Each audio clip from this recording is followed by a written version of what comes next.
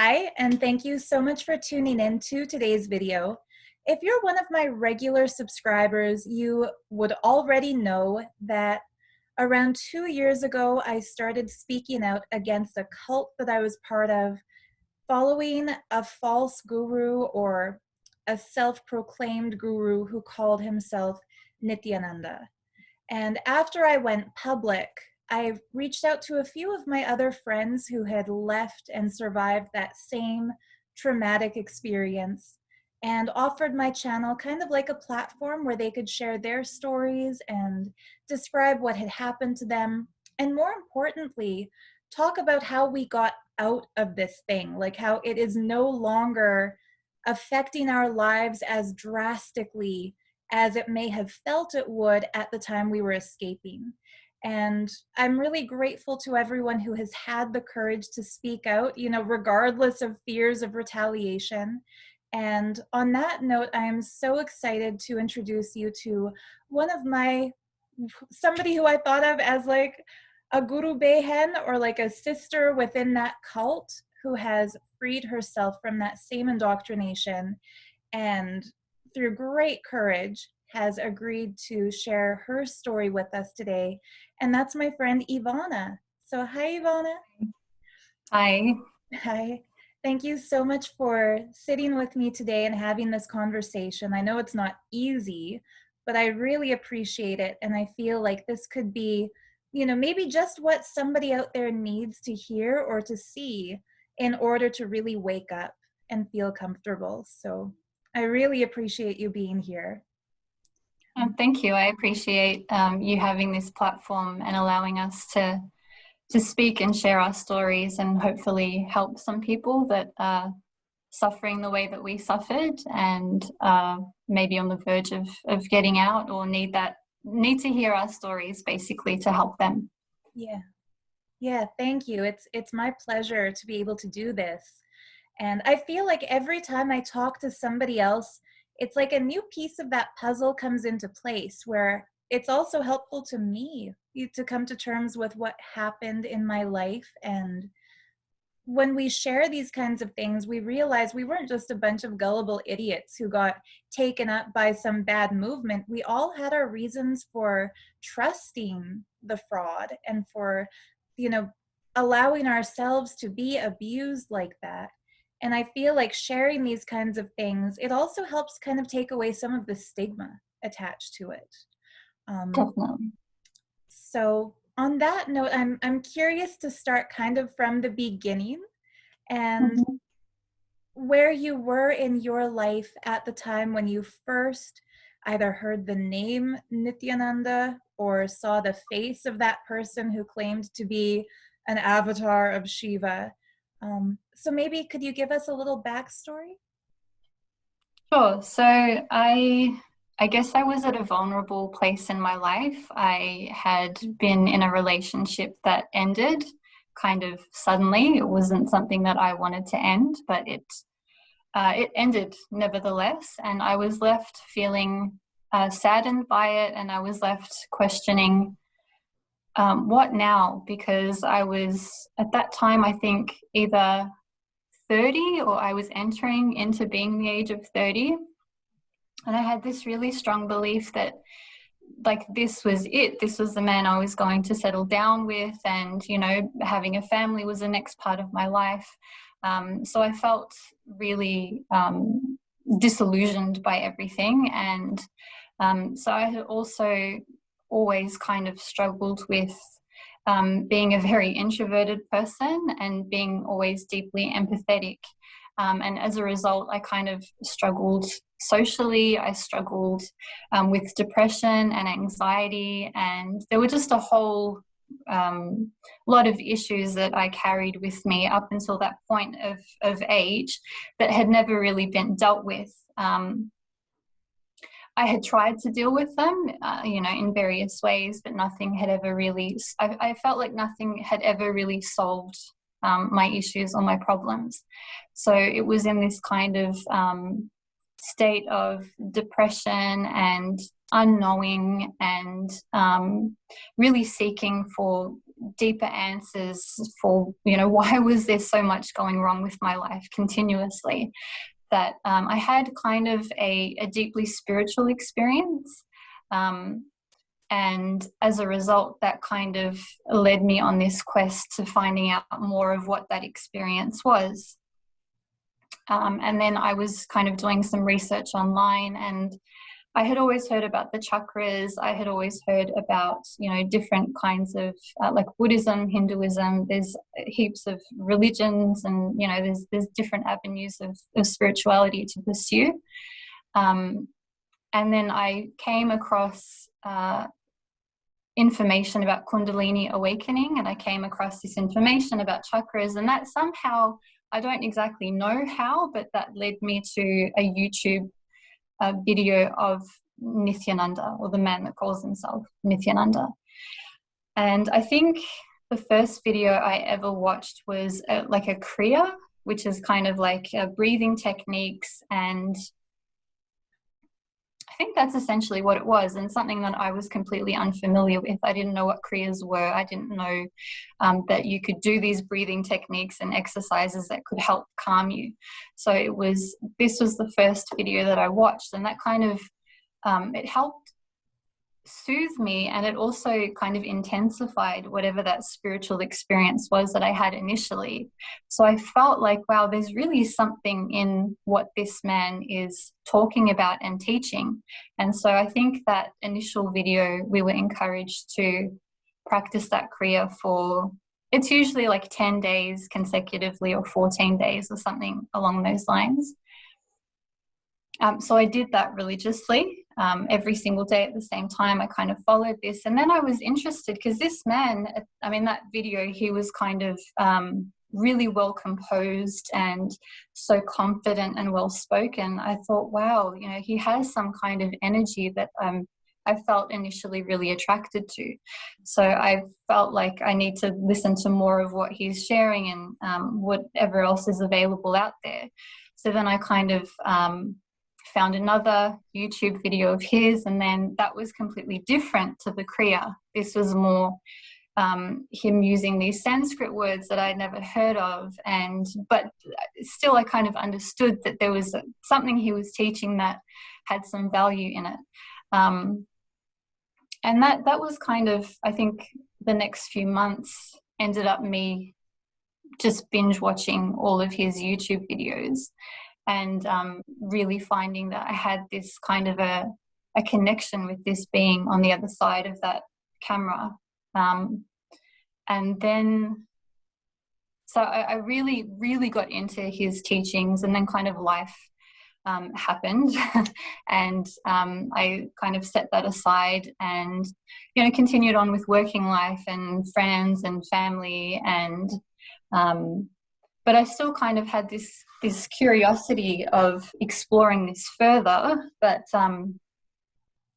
again, like my friends and my family and my colleagues, I didn't feel there was anyone I could talk to that understood about spirituality to this extent, So the next kind of thing that happened was a few months after finding him, I went to this expo. So in Australia, I don't know if they have this thing in other parts of the world, but it's like a mind, body, spirit expo, and it's kind of like it's like a place where people can set up stalls, and you can sell crystals, you can give tarot readings. You've got people like the Hare Krishnas will go there, and they'll have their own stalls, like ISKCON, and other religious groups. So when I was walking through this expo with a friend, I saw a banner with his face on it, and I thought, wow, like this is complete serendipity.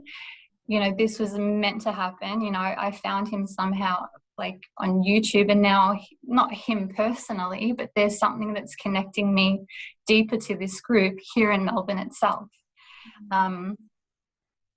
So that was the first time I got connected to the sangha, and the first time I even realized that, the sanghas exist around the world. It's not just him behind a camera somewhere. There's actual groups of devotees and people that are following his teachings that can help me understand his teachings a little bit more. So that was that just felt unreal. It felt like it was meant to be. It felt like I was looking for this something greater to guide me, and he had somehow found me, virtually in my backyard, so to speak. Yeah. And then from there, I got connected to Beda. That was her name at the time. She was there at the stall with her husband and a few other sangha members that I didn't really recognize. But I left my contact details for them to basically get in touch with me and share any programs or anything that could, again, connect me further to this guru. So I left from there feeling really elated and just so happy that I felt something was kind of happening in my life that was there to guide me. And so then I heard from her, I think perhaps a month later, and she invited me to a Kalpataru. So Kalpataru is like, I guess, the initial program that they offer people. And that's kind of like a session where you learn how to manifest your desires, and it kind of gives you a glimpse into perhaps taking some accountability or responsibility as to why you personally are not creating things for yourself. And that was a real light bulb moment for me. That was I had like they call them clicks in our sangha, the first time something really clicked for me, where they were teaching us this science. They called it the science of completion. So we have things in our life that happen from early childhood, and they frame our perceptions about ourselves and others in life. And that perception can often be a wrong one. And then that stops you from creating the things that you want to create in your life. So even though you've experienced some trauma, maybe age 3 or 4 or 5 or whatever it is, if you're sitting here at the age of 30, 40, 50, that can still be impacting you. So having that click, or having that understanding that I was actually more responsible for my reality than I ever understood before, I walked away from that session feeling really empowered and feeling like, wow, I can do something. I can actually have some influence in shaping my future the way that I want it to be. And in that session also, that was the first time I got to connect with the guru. So he, at the end of the session, was on, I think they projected him onto a screen on a wall, but he was there through kind of like how we're sitting now through two-way video conferencing. And we were able to stand in front of a camera, and he was able to give us personal blessings. And that also felt like, wow, it's him, it's this person that I've been watching and that I admire so much. He himself is blessing me. I just felt so, I think I was like skipping out of there by the end of that session. And I don't know, I just felt like, wow, there's really something in this group. It's not just like the careers and the spiritual aspect, but they're giving you practical solutions for taking responsibility for your life. And that made me feel like there's some kind of depth to this, and I really wanted to explore it further. So from then on, I was really hooked. So I went back, and then I was watching more of his YouTube videos, but they're called satsangs, So I was just like binge watching satsangs. I wanted to learn more about this science of completion. I wanted to understand more about how was I framing these perceptions about myself and others, and I wanted to share it with my mum too, and other members of my family that I knew were kind of struggling in the same way that I was. So then, from then on, I maintained more regular contact with Nobeda. She would call me and invite me to other programs. So then the next one from there was a 2-day program. So that was, I can't remember what it was called. It was maybe Yeah. something, yeah, something along those lines, like Nithyananda yoga, which I didn't really understand what those words meant. I just knew that I wanted to be there and I wanted to experience more of these teachings. So I went to that program, and that, I think, so the Kalpatari, they charged $50 initially, which I thought, $50, who cares? If it's, I'm not going to cry about it. If it's a good session, wonderful. If not, so be it. But I was really amazed at just how well it was organized, and we had food and we were able to speak to other people, and it was just a lovely, lovely experience. Mm-hmm.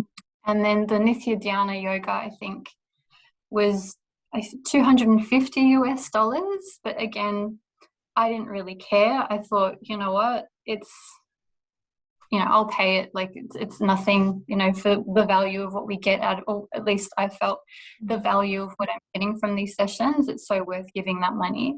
And if it can help a good cause, such a good organization, then, that's really like not a bad deal at all. So that was, so again, it was like a two-way video conferencing session, and they were doing it live with India. So we had a really odd time that we were kind of sitting in for that session. I think it started at like 10 p.m. our time, and it went into the early hours of the morning. And there, I think they went a bit more in depth with these kinds of exercises of internalizing some of the past. So I think completion was a part of it again, and I can't really remember what other exercises we did, but I definitely felt them to be completely relevant and useful. And again, I was having these clicks and moments of clarity and feeling like, wow, so much is making sense. We had even a yoga session, and I wasn't really familiar with yoga, so this was another aspect. I thought, okay, wow, this is amazing. They have yoga in the mix also.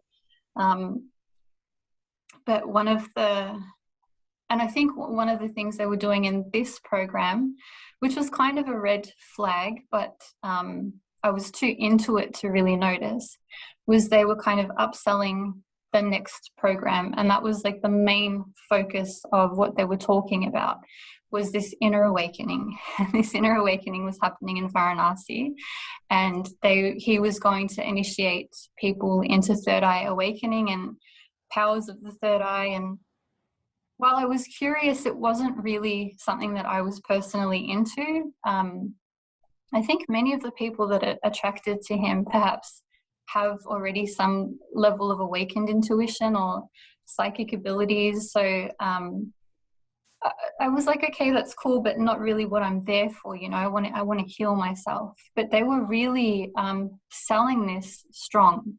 And I think I was already convinced that I wanted to go to India, and I wanted to meet this person, and I wanted to learn more from him. But I found it really off-putting how they were kind of putting this urgency on, you have to sign up for this program now, pay now, sign up now. And it felt kind of like a telemarketing, like something you'd watch on like late night TV, buy these steak knives or something. Yeah. But this feels really out of place and odd. Why do they need to sell this so strongly? I'm already sold. And I felt like that was kind of putting me off from wanting to go. If anything else, it wasn't encouraging me. I felt like that was kind of making me feel like I feel a bit uneasy about this, but like it's my problem. Like it's not theirs. I have to look at why I'm feeling uncomfortable with this. And I think that had kind of this I don't know how to call it or what to really define it as, but all these completion exercises, I was already really, I had stopped looking for why things outside were upsetting me. I was really kind of focusing more within myself of why am I perceiving this as a problem? Everything was kind of focused on me, that it's not outside, it's me that has an issue, and I think that may be the beginning of where some of my power was taken away from me, or perhaps some of my critical thinking was lost. I'm not sure, but that yeah, the tone of my life changed for good, and also I think for bad too. The fact that I was internalizing so much, and maybe I should have been looking at everything kind of objectively as well, a little bit. Yeah. I think Mm. like up till now, I don't want to interrupt the flow of your story because you're explaining this so perfectly. But I think anyone who has ever found themselves caught up in a cult or a cultic movement will 100% relate to everything you've shared. I know I do. Like the way you describe being at that pivotal, vulnerable time where you've gone through a breakup and you're having a big birthday, like turning 30, turning 40, turning 50, that can be triggering for a lot of people. And the fact that at that time you discovered a kriya offered on YouTube, and I remember when he introduced the kriyas, he had them for, cure your diabetes, cure your insomnia, cure tinnitus, like name a disease or a condition. And he so-called developed or plagiarized from the ancient scriptures a breathwork technique targeting that. And the entire purpose for him to create those wasn't to help people, it was to give people a hook. And Mm. by saying do this every day for 10 days or 15 or 21 days, that means for that many days in a row, the new person or the seeker out there is going to be re-watching his video. And of course, the breath work feels good. Like that's why they work. That's why from ancient times to modern times, yogis practice this. It's because it feels helpful. And so for you to have discovered that, and from there started to watch his discourses where he speaks so fluently, and the way you described like his posture, the graceful hand movements, that's what really caught me too in the beginning. Yeah. And the way you described not having anybody in your life with whom you could talk spirituality to that depth, I think that's another reason so many of us got hooked on him, because he would talk about spirituality without hesitation or apology. And it kind of, Mm. yay, like finally somebody else who is motivated by enlightenment rather than material acquisition or worldliness or whatever. Yeah. So you went to the Mind Body Spirit Expo and there's his booth. Of course, it's going to feel like synchronicity, like the entire universe led you to that moment, and that it's like a homecoming. Yeah. And by giving them your phone number, that is the done deal. You have no escape now because they will call you and they will email you and they will convince you to attend Kalpataru. And it's only $50, so why not, like you said. And I remember like Kalpataru was the first program I did too. And Yeah. it's so enjoyable. The Yeah. food is delicious, pure sattvic vegetarian. Where I did it in Vancouver, they had vegan options. So I was excited because not every place does. And I Mhm. remember the same feeling you described of finally the power to control the events in your life is yours and you realize it and you're seeing it from a whole other perspective.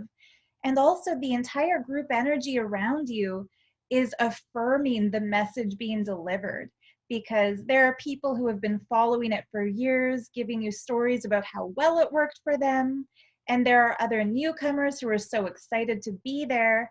And so it's kind of like, even if you do have a skeptical thought, there's no room to go deeply into it because you're being pushed to the next session or the next discourse or the next person is telling you something awesome. And what's fascinating to me, having come out of this and looked up other cults, is that it's like a formula they follow. First, give Absolutely. free. So your free thing are all the YouTube discourses and the kriyas online. Then something cheap, the $50 Kalpataru program. Then something moderate, like the $250 Nitya Dhyan Yoga or whatever next program it is. And then it's a hard corporate sell to get you to give like 6,000, 10,000, 15,000 and go to India. And you are so like spot on. It's crazy to me how beautifully you articulated this, which is that even though that was a red flag, you pushed past it. And you're so right that that is when our critical thinking gets compromised, because it's not just that you looked into yourself to see, like, okay, why do I have a problem with this hard sell, or where's my resistance, or the way they'd word it in our ex cult, like, what's my incompletion with this, or why am I out of alignment with this? It's because all the sessions leading up to their sales pitch for whatever it is, whether it's Mahasadashivoham or Nithyanandoham or Inner Awakening, every session leading up to it is telling you the ultimate completion is when you're in the flow with the guru. Like when anything he says, you're ready to align yourself to it. And anything in you that resists him is an incompletion. So go past it, go past it. And so these sales pitches, even though they feel corporate because they were created by disciples of his who come from the corporate world and that follow this pyramid scheme recruitment technique, even though we know deep down it's wrong, we have this new programming in us telling us, wait a minute, my old operating system says this is wrong, but now I need to be updated. So how can I overcome my resistance and trust? So I think, like, you're the first person I've interviewed who has given such a complete step-by-step of how you got sucked in and the exact moment where your thinking switched from your thinking to the cult imposed thinking.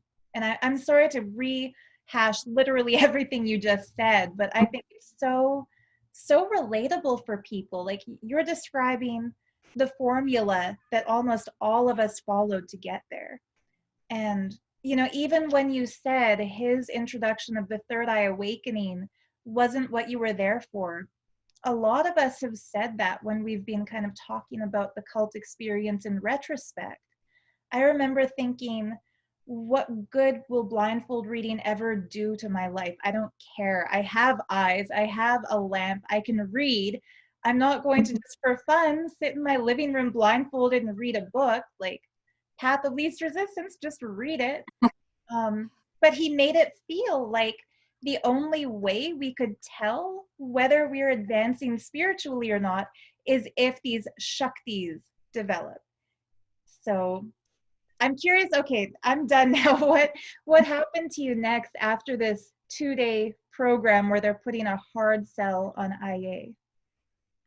I just wanted to say actually that you really hit the nail on the head about the third eye awakening being a benchmark that we kind of needed to measure ourselves on for that spiritual awakening. I remember so by that point I had already taken initiation into the path of sannyas.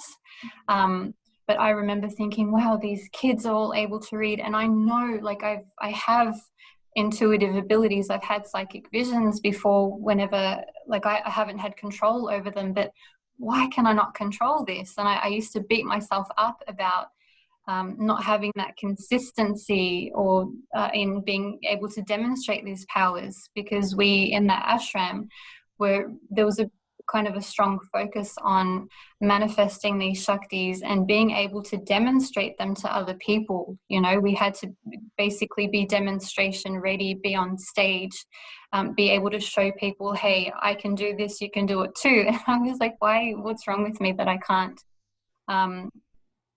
do this? But anyway, yeah, I felt like that was kind of a that instead of helping me spiritually, that made me kind of stuck. Yeah. And only coming out of the cult and having woken up and even speaking about it now, it kind of, yeah, I remember those feelings vividly. So anyway, We'll get back to that for sure, because I think this is like a wound that I feel many people who got out specifically of the Nithyananda cult carry, because he favors the people who are demo ready. And I remember when he introduced the so-called Trinetra Tilak, like the the flame-shaped bindi instead of the circular bindi, there was Yeah. almost a caste system within the Mm. organization. Those who he deemed worthy of wearing the forehead mark like his because they can blindfold read or materialize or teleport things, those people were better. And those of us who didn't immediately get it, and I fell into that group too, we felt inferior. And Yeah. there was a definite ostracization that took place. But I'm sorry that now I'm diverting. That's coming later. Um, so yeah, so I finished this Nithyananda yoga, that 2-day program, and I was already convinced, I think, before going into that 2-day program that I wanted to meet this guru. And I think I was already somewhat influenced by my idea of what a guru-disciple relationship is and what it should be. And I think that was influenced off books like Autobiography of a Yogi from Yogananda, and seeing what his relationship was like with Sri Yukteswara. And these other, like I read a lot about other masters, and I read a lot about other guru-disciple relationships. So I had this really idyllic frame in my mind of what that was going to be, of what it had to be. So I knew that I wanted to go there, and when I say there, to India, I wanted to go to India. I wanted to, touch his feet and basically surrender to him. So that, I think, was a deep desire within myself that wasn't influenced by any of the sangha or anything that I had seen or watched. I felt like that was a really strong personal desire within myself.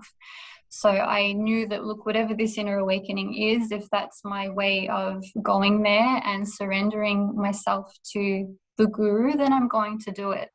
And I did feel a bit uneasy about the money. I mean, it was back then, I think we had it lucky.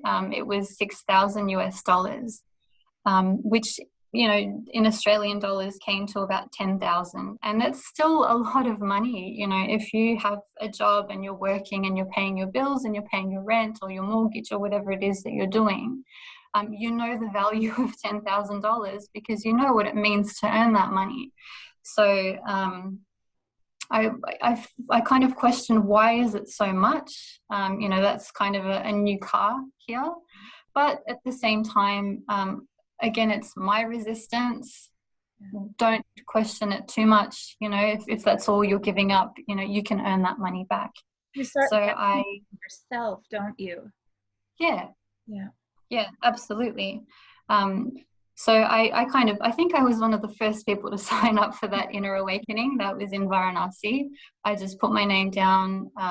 I made the early payment. You could do like an early bird payment where I think I don't know if they were offering discounts at that time, but later on it was another part of the pitch. If you come to Inner Awakening and you make your payment early, you would get kind of a discount on the money that you paid overall. So yeah, I kind of found the money, I paid for it, and then I was really excited for this new venture.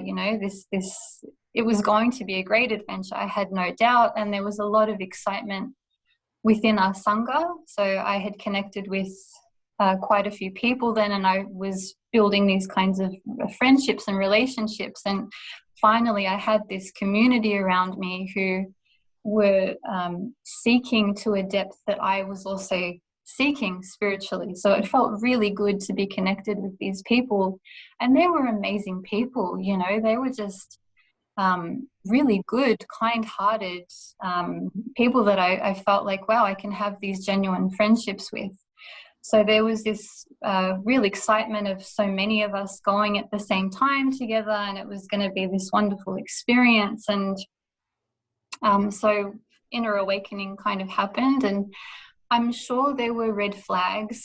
Like we didn't really have much sleep. We had really rigid schedules that we had to follow, and we were up to, all kinds of hours doing this manifesting powers. That was the first time he did Third Eye Awakening, which is basically during an energy darshan where he essentially sits on like an asanam, or like a throne on a stage. Devotees line up and they kind of kneel in front of him, and he either puts his hand on like your head, or he touches your third eye, or maybe he even hugs you. Whatever it is he does to initiate you. I think the traditional thing is though touching us between the third eye, and that was signifying the third eye was then awakened.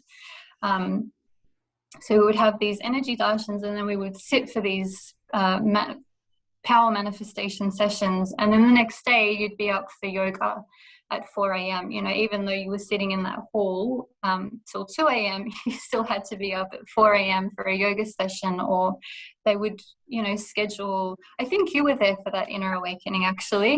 May 2015, wasn't it? It was May 2015. Yeah. I was there. My mom was there too. It was her first IA. I remember these all-night sessions. And yeah, he would do things like schedule our visit to the Kashi Vishwanatha temple at 3 a.m. yeah.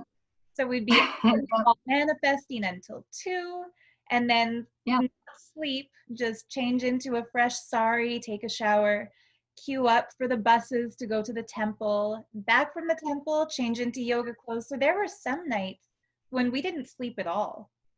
No, we didn't. And I remember I remember the intense heat and the lack of sleep, but I think I was too excited to question any of it. You know, I was there with thousands of other devotees and people from all around the world. You know, I think that gave me some sense of the magnitude. It felt to me like I had a sense of the magnitude of how many people were following him. You know, they're from all different parts of the world, you know, and so I was too excited about all of the experiences and all of the people, and I think I was really inspired by the sannyasis. So they're the kind of his monastic order. I felt like they had this sense of grace about them. They were almost like miniature versions of him. And not even if it wasn't necessarily a grace they had about them, there was something about them that was kind of reflective of him, and I felt really inspired by these people, and they seemed to be always working so hard, and they were always, you know, up on their feet at all times of the day. You know, they were always working, they were always there to, you know, answer our stupid questions, or I just felt really like there's something to that I want to learn more about. So I think that was kind of, I really progressed in big leaps, I think, in terms of this group. And anyway, so I kind of had this curiosity leaving Inner Awakening about sannyas and about this monastic order, and I didn't quite understand. So some of them are wearing orange robes, some of them are wearing brown robes. What's the difference between them? And I think we had a session also with what was his name? Jnana Swarupa Swami. So he was, I think, kind of like a secretary to the guru at the time. And he had a session where he kind of explained very briefly what sannyas was, but we had an opportunity to go and ask him questions afterwards. And I took that opportunity. You know, I went and I found him and I was asking him, you know, how do I make that happen? You know, I'm just this person in Australia, and it feels like a really big leap to get from where I am now to what you are there. And he was really kind and, I don't know, very patient, I felt, and he kind of answered my questions. And his suggestion was go back to Australia and become part of what's known as the SMKT, which is kind of a structure which was set up within the sangha, which was kind of like a hierarchy. So they pitched it as kind of like the lower level of that hierarchy, which was a Thanadar. You're basically taking kind of a lower level of responsibility of what you're going to do for the sangha, and then you kind of progress up into a further rank of being a Kuthari, where in that rank you are taking more responsibilities. You have Thanadars beneath you who you're kind of I wouldn't say mentoring, but I guess you're inspiring them to more activism, and essentially in the end they will rise to be a Kuthari themselves. And then you've got a Mahant, which is above a Kuthari. They again have a higher level of responsibility, and they're inspiring the Katharis beneath them. And then on top you've got the Sri Mahants. And so it's kind of like a flow on, like a pyramid setup that they had. So he encouraged me, go back to Australia, become a Thanada, you know, gain some more responsibility in the Sangha, do some more things for the Guru and for the organization, become more active, spread his message. And I thought, okay, that's doable. You know, that's something achievable. Maybe I can't become like a monk or a sannyasi straight away, but that I can do. So I left Inner Awakening kind of with a plan in mind. This was the next step, and this was something I really wanted to aspire to. And I felt like it was a calling also. I think, you know, I've always been introverted, and I've always been more comfortable with animals than I have been with people. And I've always felt somewhat of a misfit. So I felt like maybe, you know, the society that I'm a part of, that's not right for me, but there is something that exists that is welcoming of who I am and what I am. And maybe, you know, I don't fit into this normal society because I'm made for something else. So it felt like there was a calling that I didn't really know existed that was there for me to embrace. So I kind of left Inner Awakening, and I was so eager and happy to share my experiences with my mum and whoever would kind of listen to me. And I became more brave in going to work wearing like the bindi, and sharing about, you know, I met this amazing guru, and you know, it's transformed my life. And I just felt like this whole new person, and I definitely felt like there was a change that others could observe in me, which strengthened my own perception that I was being bettered in some way, you know, like I was growing as a person. So yeah, then I spoke to Manurbeda, who was a Mahant at the time. So that whole structure that I was introduced to, or that I was encouraged to join, she was the Mahant of Australia. So, and I mentioned to her that, look, I have this desire to be a sannyasi, and I was recommended that I should join this thing. And she was really happy, you know, she was really encouraging and said, yeah, that's fantastic. And she, I think, immediately acted upon that. So she, at that time, everything was kind of, all our groups and our communication were done through Facebook.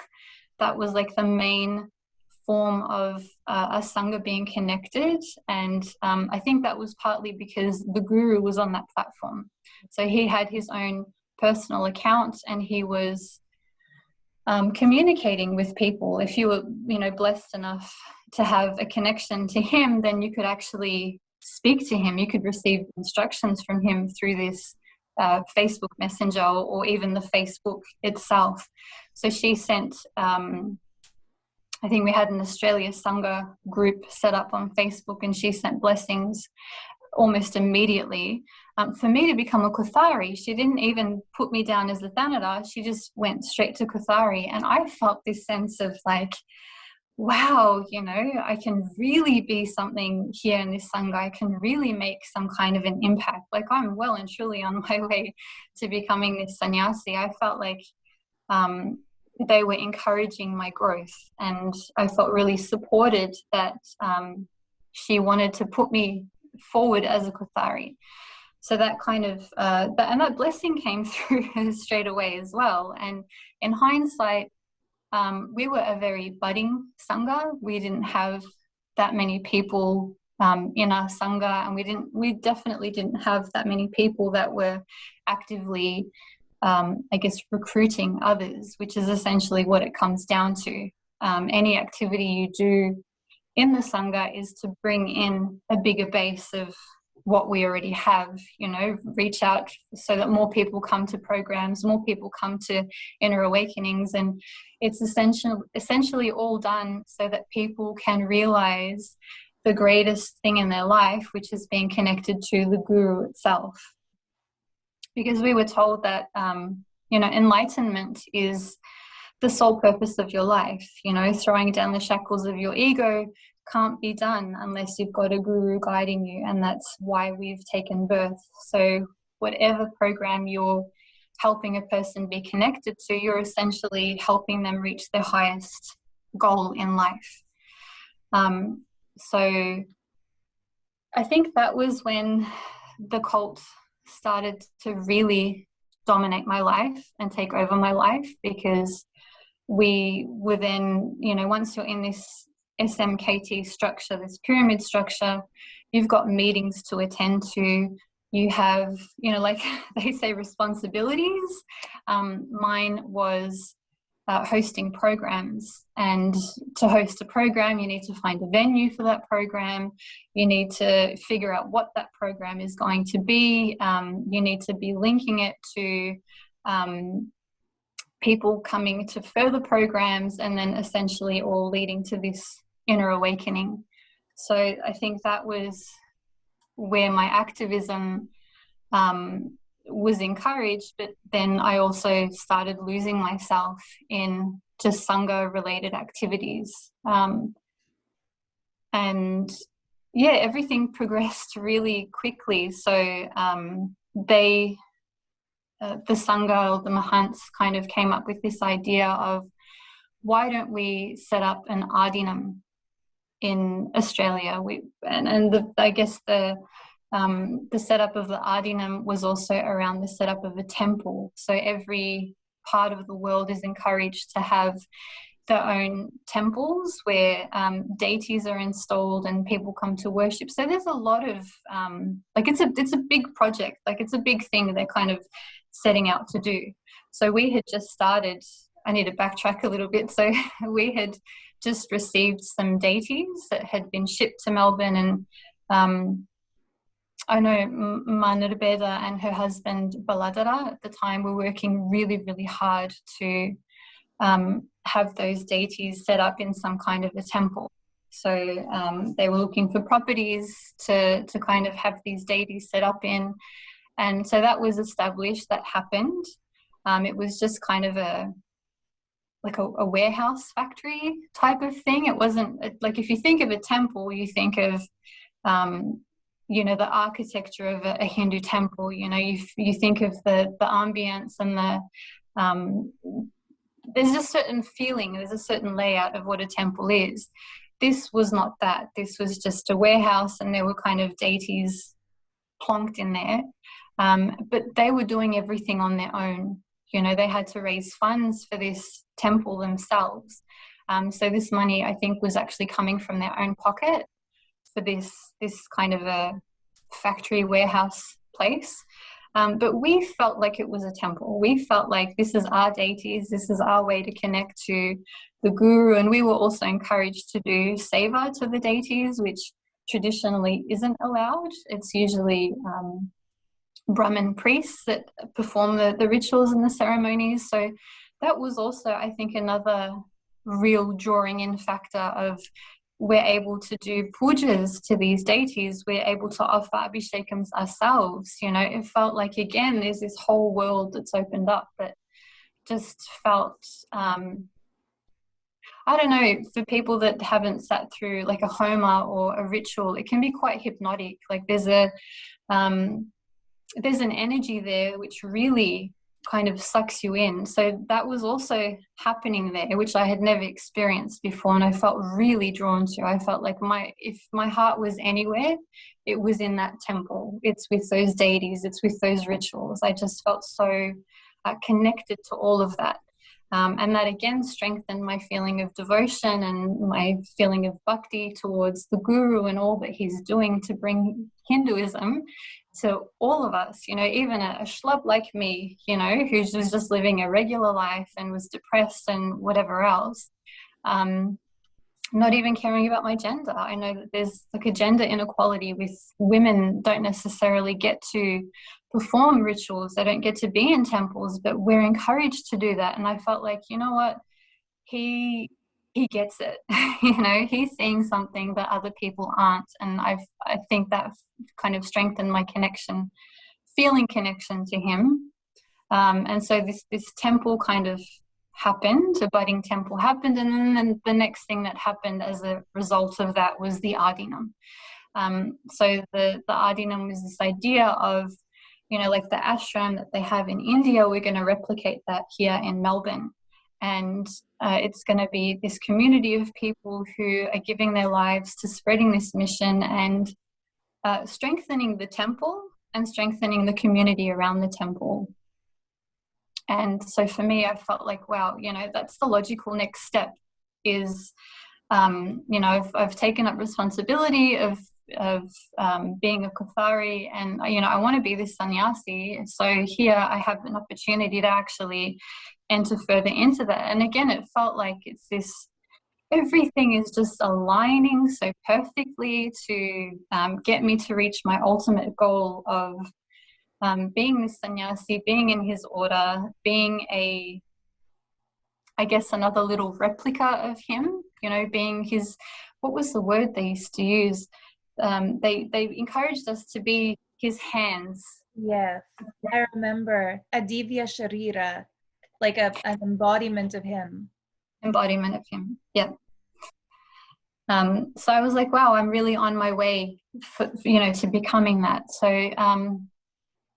the Adinam happened, and it was just kind of us renting this place that was close to the temple that was convenient for us to go and do the morning puja and do the rituals in the temple and do his work and all be connected together. And it was fun, you know, that I reminisce back on that as a fun time, you know, because we were all still Manurbed and Baladara, they were very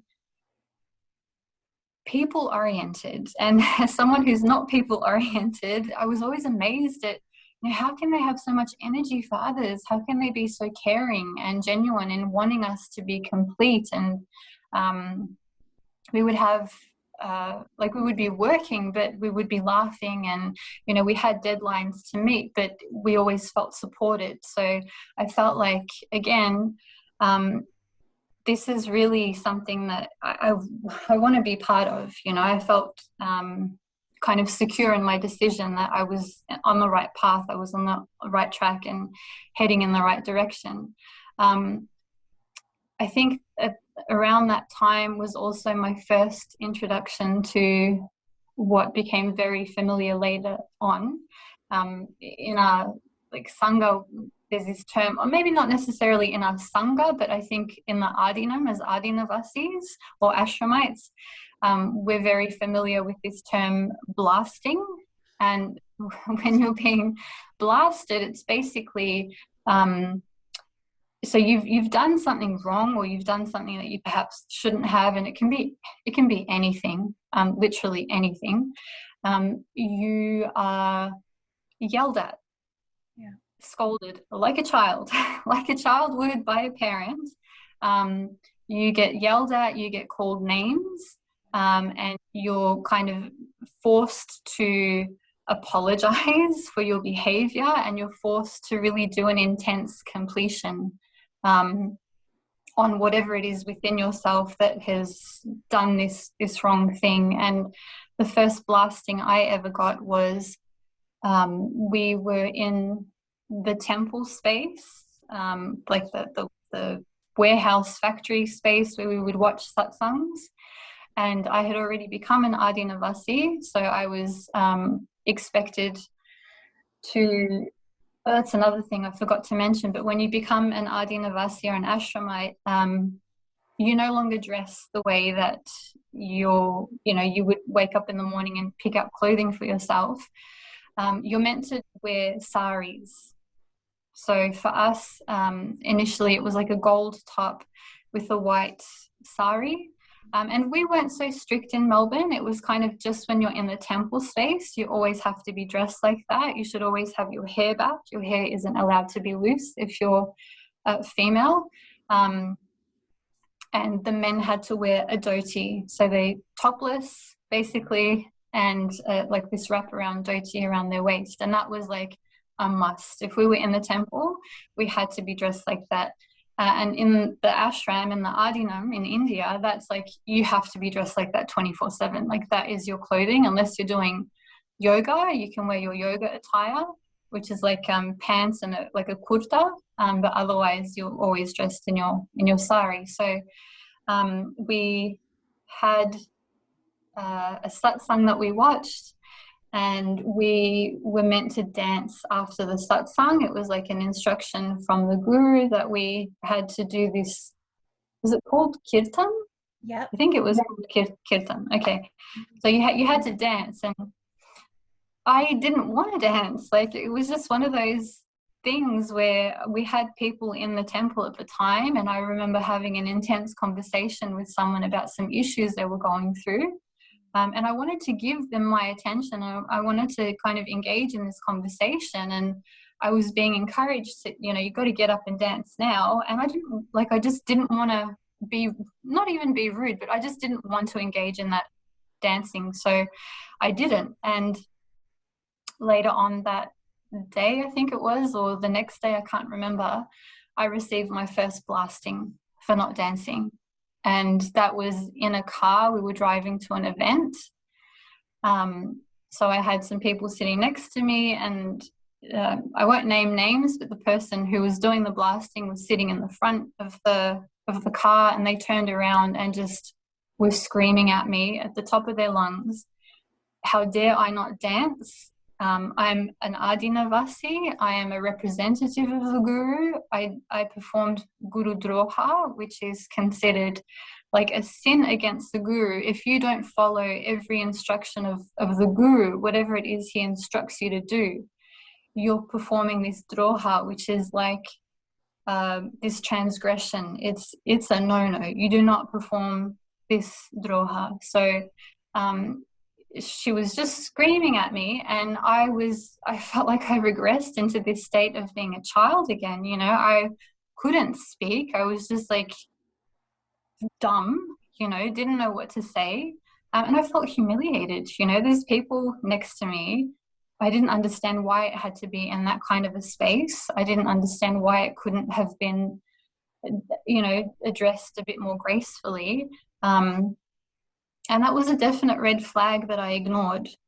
In hindsight, I was too shocked by the experience to really even be able to process it. And it was funny because we were driving to an event where we were going to promote the Guru and, what we were doing with the temple and our Adinam and community. And I remember thinking, this really is so off-putting. How am I meant to keep a straight face and encourage this organization when I've just been treated like shit, And I remember also seeing other people from it was like an interfaith conference type thing.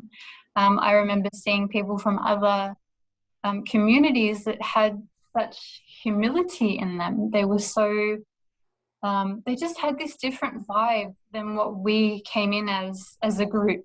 And I remember thinking to myself, there's a real contrast in how we're presenting ourselves, and we were almost aggressive in our approach to people, in getting them to listen to us and hear about this temple and whatever we've got, being set up. Others were a bit more mellow. Yeah. So yeah, that kind of always stuck with me a little bit, I think. You remember having that same feeling, the aggressive nature of recruitment in the Nithyananda cult comes from the fact that he would tell all of us part of our spiritual practice is quote unquote enriching and causing, and that if we're not bringing other people in, we're slipping to a lower frequency or we're losing our connection with him. And you had mentioned earlier that you were told that the greatest thing somebody can have in their life is the connection to the guru, and that the ultimate purpose is enlightenment. That's why we're here in body, and anything can be given up for the connection to him, but nothing is worth sabotaging the connection of him with him. So it's like whatever you have, it's not even a sacrifice to give it if it brings you to his feet. But whatever you may want, it's not worth jeopardizing that connection to get. And so people who naturally might be more reserved or more introverted, or who might prefer to keep their spirituality to themselves, suddenly they are told, if you're not bringing people to him, you're a failure, you're missing your enlightenment, you're committing guru droha. Just break your stupid patterns, break your shyness pattern, go out there, enrich and cause. A lot of people who didn't already develop kind of the social skills that maybe you'd get if you worked retail or if you waitressed for a while, you don't know how to approach people subtly. So you're like a bull in a china shop. You go to these spiritual conferences and feel like, okay, everything everybody else is doing is bullshit because what we're doing is the ultimate and it's the best. And so there's this arrogance that he would plant in us that made us feel like it doesn't matter how much somebody might like their faith or their guru or their spiritual path, what they're doing is wrong and it's hurtful. So bring them here, I'll heal them, I'll initiate them, they'll get enlightened. So we didn't feel like it's harmful to other people if we go up and crap on everything they believe in. He told us, I remember, he specifically said massage therapists are just massaging their disease into their clients, and Reiki healers are taking on all the bad karma of the people they heal. And so we felt like we had to save all of these new agers from these dangerous things that they're doing. Little did we know we're recruiting them into something infinitely worse.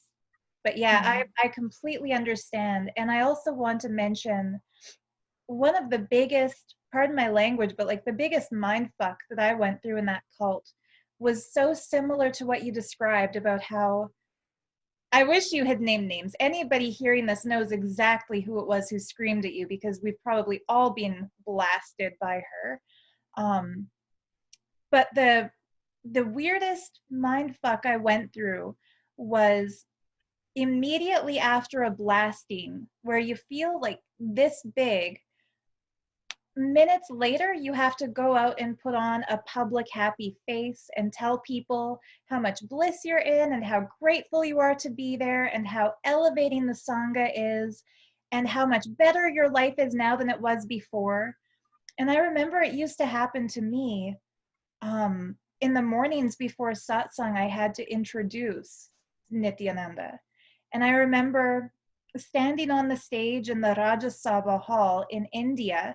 The curtains are drawn and he's yelling the most abusive things at me possible, like, you're a stupid idiot, nobody ever listens to you. If you were more sincere, you'd be able to break through to people and make them feel a bhakti towards me, but you've lost your space, and so everyone's losing their space because you're the face of this organization.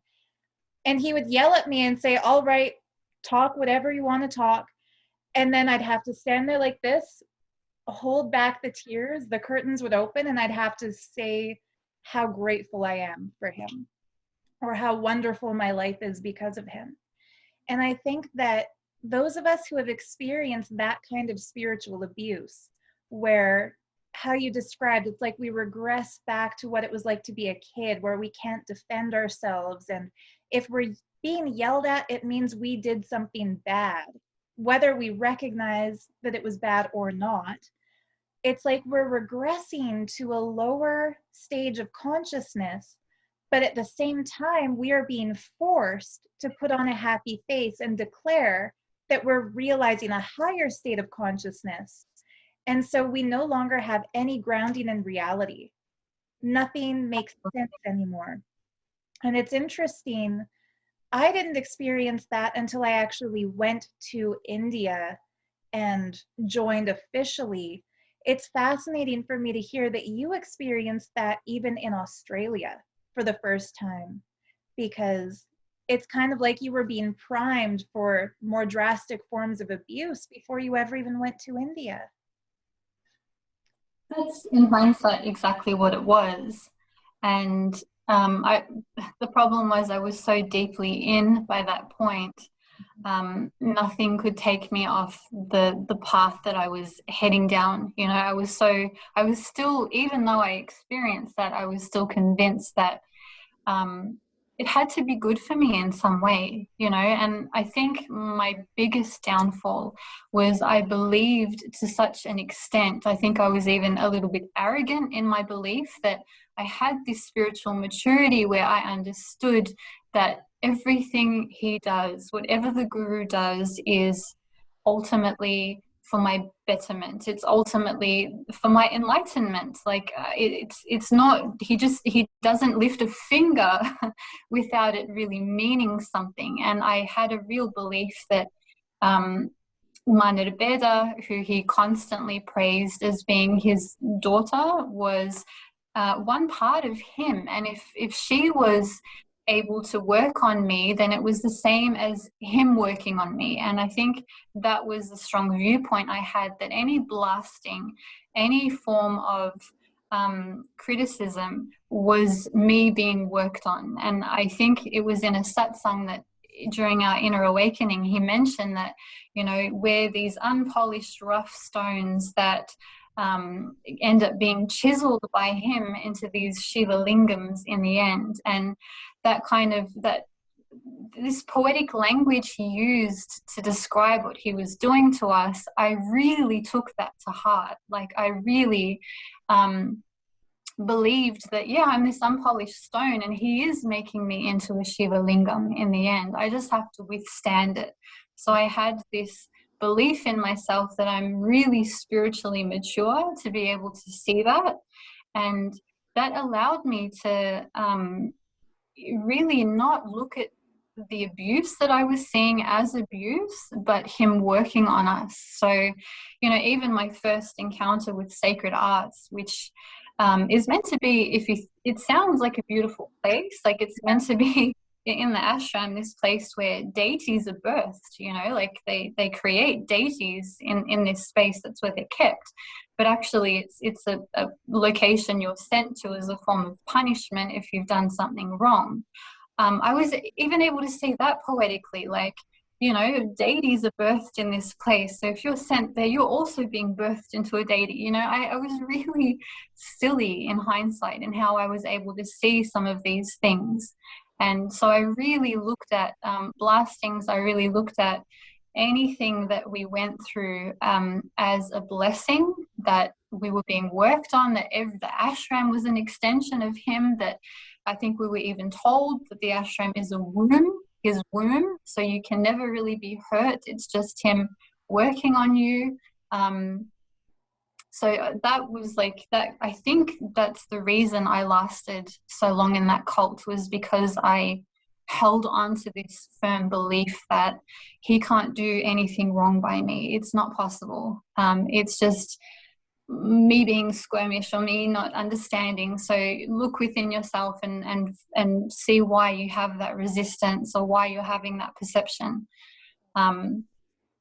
So yeah, I think that that thinking, that really strong belief that he can only do good, and that he's everything that you get from him is a blessing. Even if he doesn't look at you, that's a blessing. If he looks at you, if he mentions your name, if he doesn't, everything is a blessing. So I went in with that kind of a mentality. And I just want to clarify, sorry to cut you off like that, but it's not even like you went in with that mentality. We were literally told that.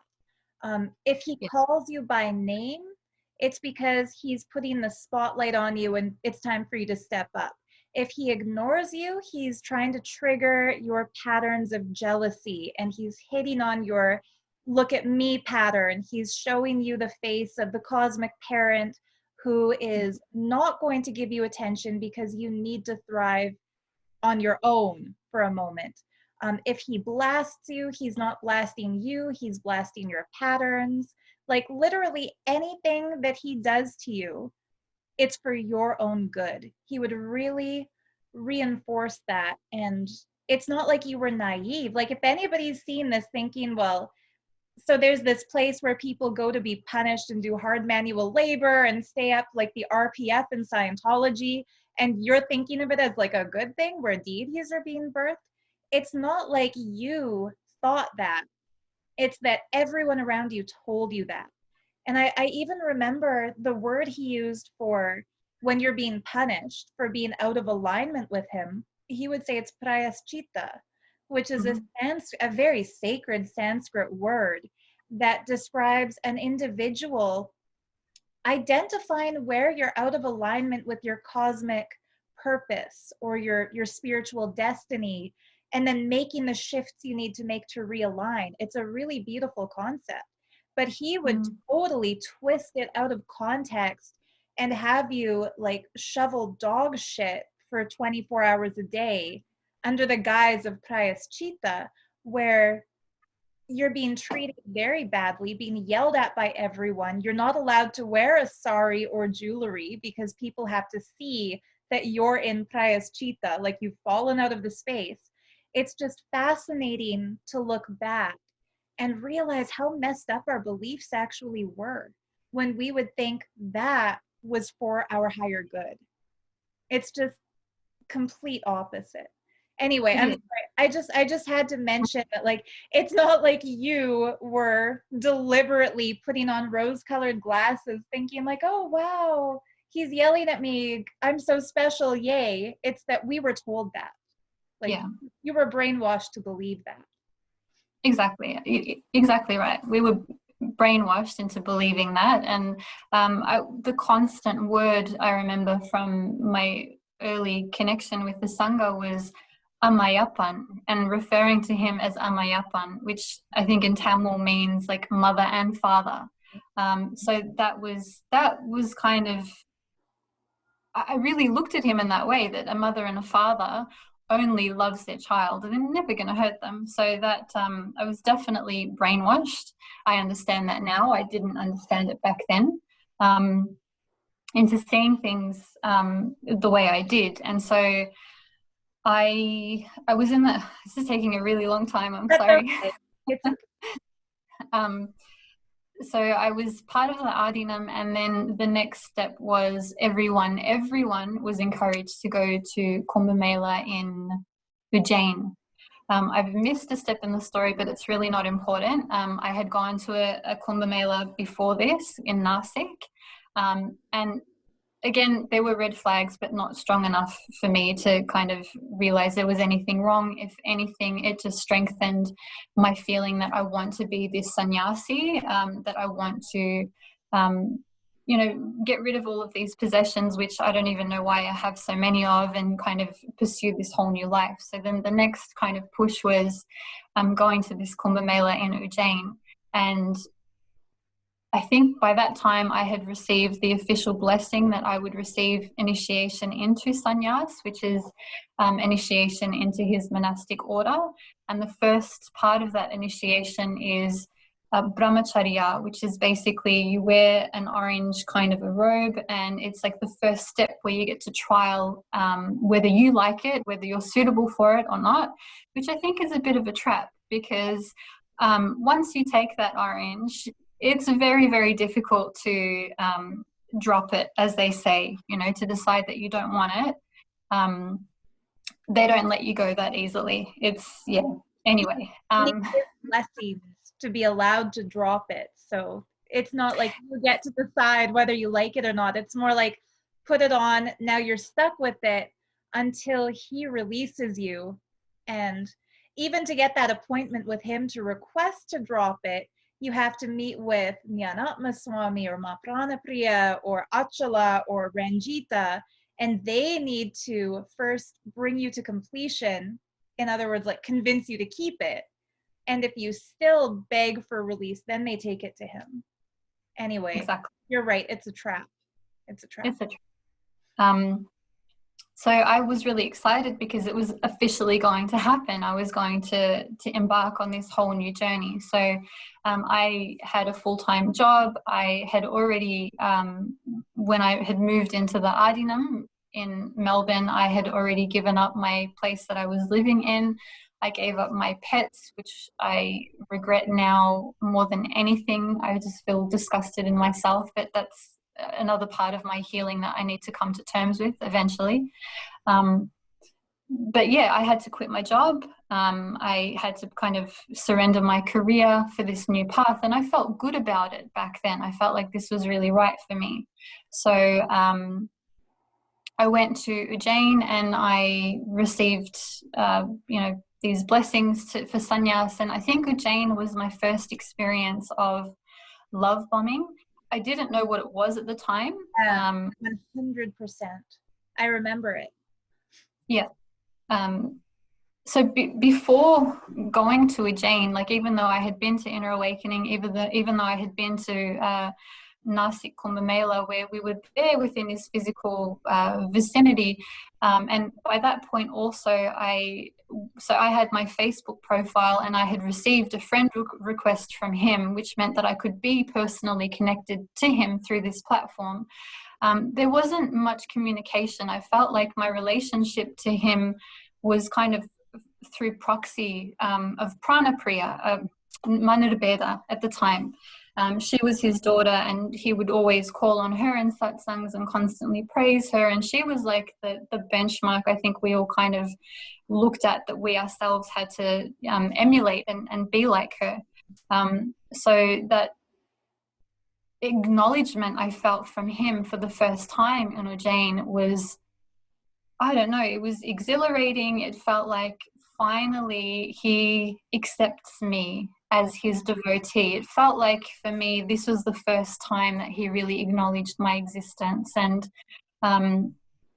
it was such a thrill and it was such an elation. I think that day I didn't need to eat. I didn't need to sleep. Like I was just, his energy and that acknowledgement was enough for me to kind of get me through. And of course I felt really motivated that I wanted to do so much more for him, because he was, I don't know, acknowledging my existence, and here I am. So that kind of set me off down this whole new level of devotion, I think. And if I can just share with anybody watching this what happened, I remember my love bombing happened in the Varanasi IA in 2015, where the hall was laid out so the Sri Mahant sat closest to him, then the Mahants, then the Kotaris, then the Tanidavs, then everybody else.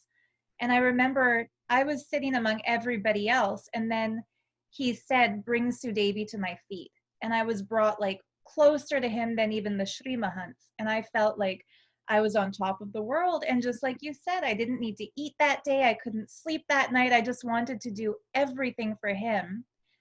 And then I became a sannyasi. Like I took the brahmacharyam vow. And then it went from like the honeymoon love bombing phase into being treated like shit and taken for granted and yelled at and publicly ridiculed and shamed for not being enough. And that's where I was at during Ujjain Kumbh Mela, was he lifts people up, and then as soon as they commit to him 100%, he smacks them down. And so I remember I was sitting in the hall regretting ever having joined, feeling like I was in the worst place I could possibly be. And then I heard him call you to the stage. And I saw you go up to the stage, and it triggered in me a flashback like, oh shit, now it's happening to her. Like I remember at that time still being so brainwashed that I still believed he was an incarnation and that whatever he did for us was for our highest good. But I remember on a deep level beyond the brainwashing, I wanted to go up to you and say, don't fall for it. Like, this has happened to me. He brings you to the stage. He makes you sit at his feet. He praises you in front of however many thousands of people are here, tells them all she came because I called her, and you feel like, wow, God called me. But don't fall into the trap I fell into. And so I forgot about that until you mentioned your love bombing started in Ujjain, and I can confirm, like, that was the biggest love bombing he can do to us, is to single us out of a crowd of thousands and praise us in front of everybody. So I just wanted to give that context in case anyone's wondering, like, what does she mean by he love bombed me? Like, no, he Yeah. singled you out, praised you, said that you're doing more for Australian sangha and blah blah blah. And I remember thinking, like, let's see how long this lasts, because I've been there and now I'm down here. Anyway, sorry. So then, Yeah, so then I think that Ujjain was really the honeymoon period where I would get to be called up to be there during darshans. And I think that was when he had told Manyanatma and myself, well, basically his instruction was, be close to Manyanatma Swami so that you can be close to me, which was like, oh my God, this is this is the golden ticket. She's always there next to him for darshans. I get to be there for these darshans. I'm always within his physical presence. And it was like, I felt like I had worked really hard in the Sangha, promoting his mission, but I had never had that real relationship or connection with him aside from the one that I had in my mind. So that was just like, I felt like I was on top of the world. And then I received my initiation into brahmacharya, and I think that constant attention from him, and that constant like, he was always smiling, and I felt like I had this really sweet connection with him, and I felt like that was because I understood a true guru disciple relationship. There was a certain purity that maybe he could see in me that he was mirroring back. So I always felt this kind of sweetness. And I think I was really active during that time because, I was able to be up all night because I was fed off that feeling of love from him and that feeling connection. So I was probably more active than I was later on, when the reality hit of what ashram life really was and what it became. So I went into it thinking, again, that, I've made the best decision of my life and it was really enjoyable. So the Kumbh Mela kind of happened. And I did feel a bit uneasy about it being kind of this labor camp. I wasn't able to put my finger on what felt wrong, but I didn't understand why, I think that program, you didn't have to pay for it. It was open to everyone to kind of come and experience yeah, the Kumbh Mela. like it was $4,000 if you wanted to just sit and enjoy it, or free if you would be a volunteer. Oh, that's right, volunteer. They use the word volunteer. And that volunteering was like really heavy labor. They had to make up these bunk beds and they had to do really heavy cleaning. And it was just, it felt odd that people were kind of, I mean, why not pay people to do this? Why not leave these people alone? I mean, don't get me wrong, I'm all for volunteer work and seva. But, there needs to be some kind of a restriction on it. It can't be 24/7. Surely they need to rest, they need to eat, they need to function, But I didn't understand at that time what was wrong. I just felt like something was amiss. And again, I was in my own la la land. I was experiencing this new found love and relationship that I didn't really care too much. I was kind of selfish in that. So that happened, and then we came back to the ashram, the Adinam, as they call it, and that was my first experience there. I had never been there before. I know programs had been like hosted and held there before, but I had never been. So I think that was a bit of a not a rude shock, but it was a bit of a shock because it's kind of this bit of a barren landscape, and when we drove in, you've got some deities at the front, you've got like Kala Bhairava and some, I think Ganesha is there, and that was kind of nice. But as you drive in, it was like this construction site. There were building blocks everywhere, and it was in this kind of state of disarray. And I don't know what I was expecting, but I don't think I was expecting that.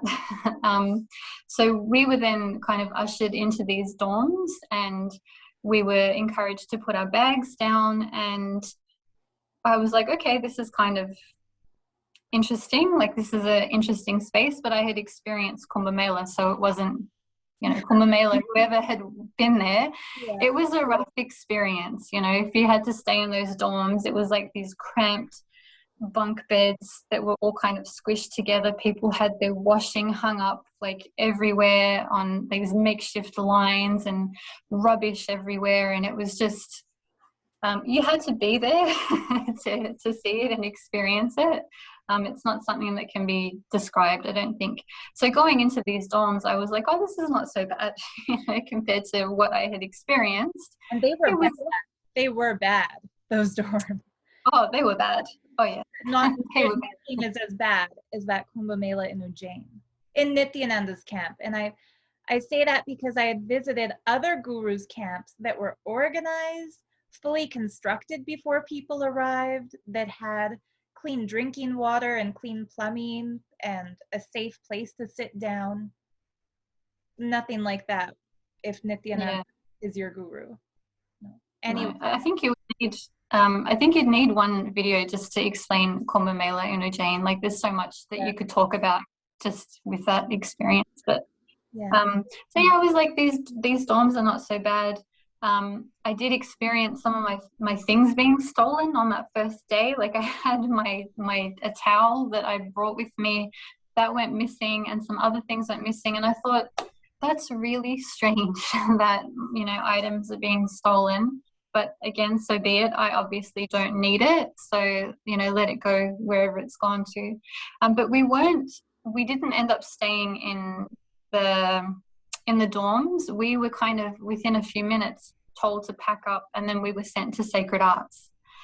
And Sacred Arts was on the other side of the ashram, so it's kind of in this secluded spot. So you've got the front of the ashram, you've got like a welcome center, you've got the main Rajya Sabha where satsangs are held, you've got the main dormitories for the males and females where even the Gurukul kids are, and then I think at the back of the Rajya Sabha you've got further living quarters. So it's kind of like this condensed little township, so to speak, where it's like the hub of where all the activity happens.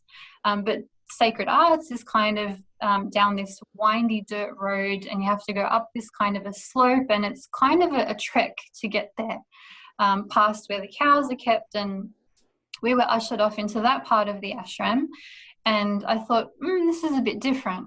This is not at all like that hub that I just saw. This is like this really secluded space. And so we were all kind of put into these small rooms, and we just had these mattresses that were not mattresses. When I say mattresses, don't think of a Western mattress. You're thinking of not even a futon. It's like this really thin, I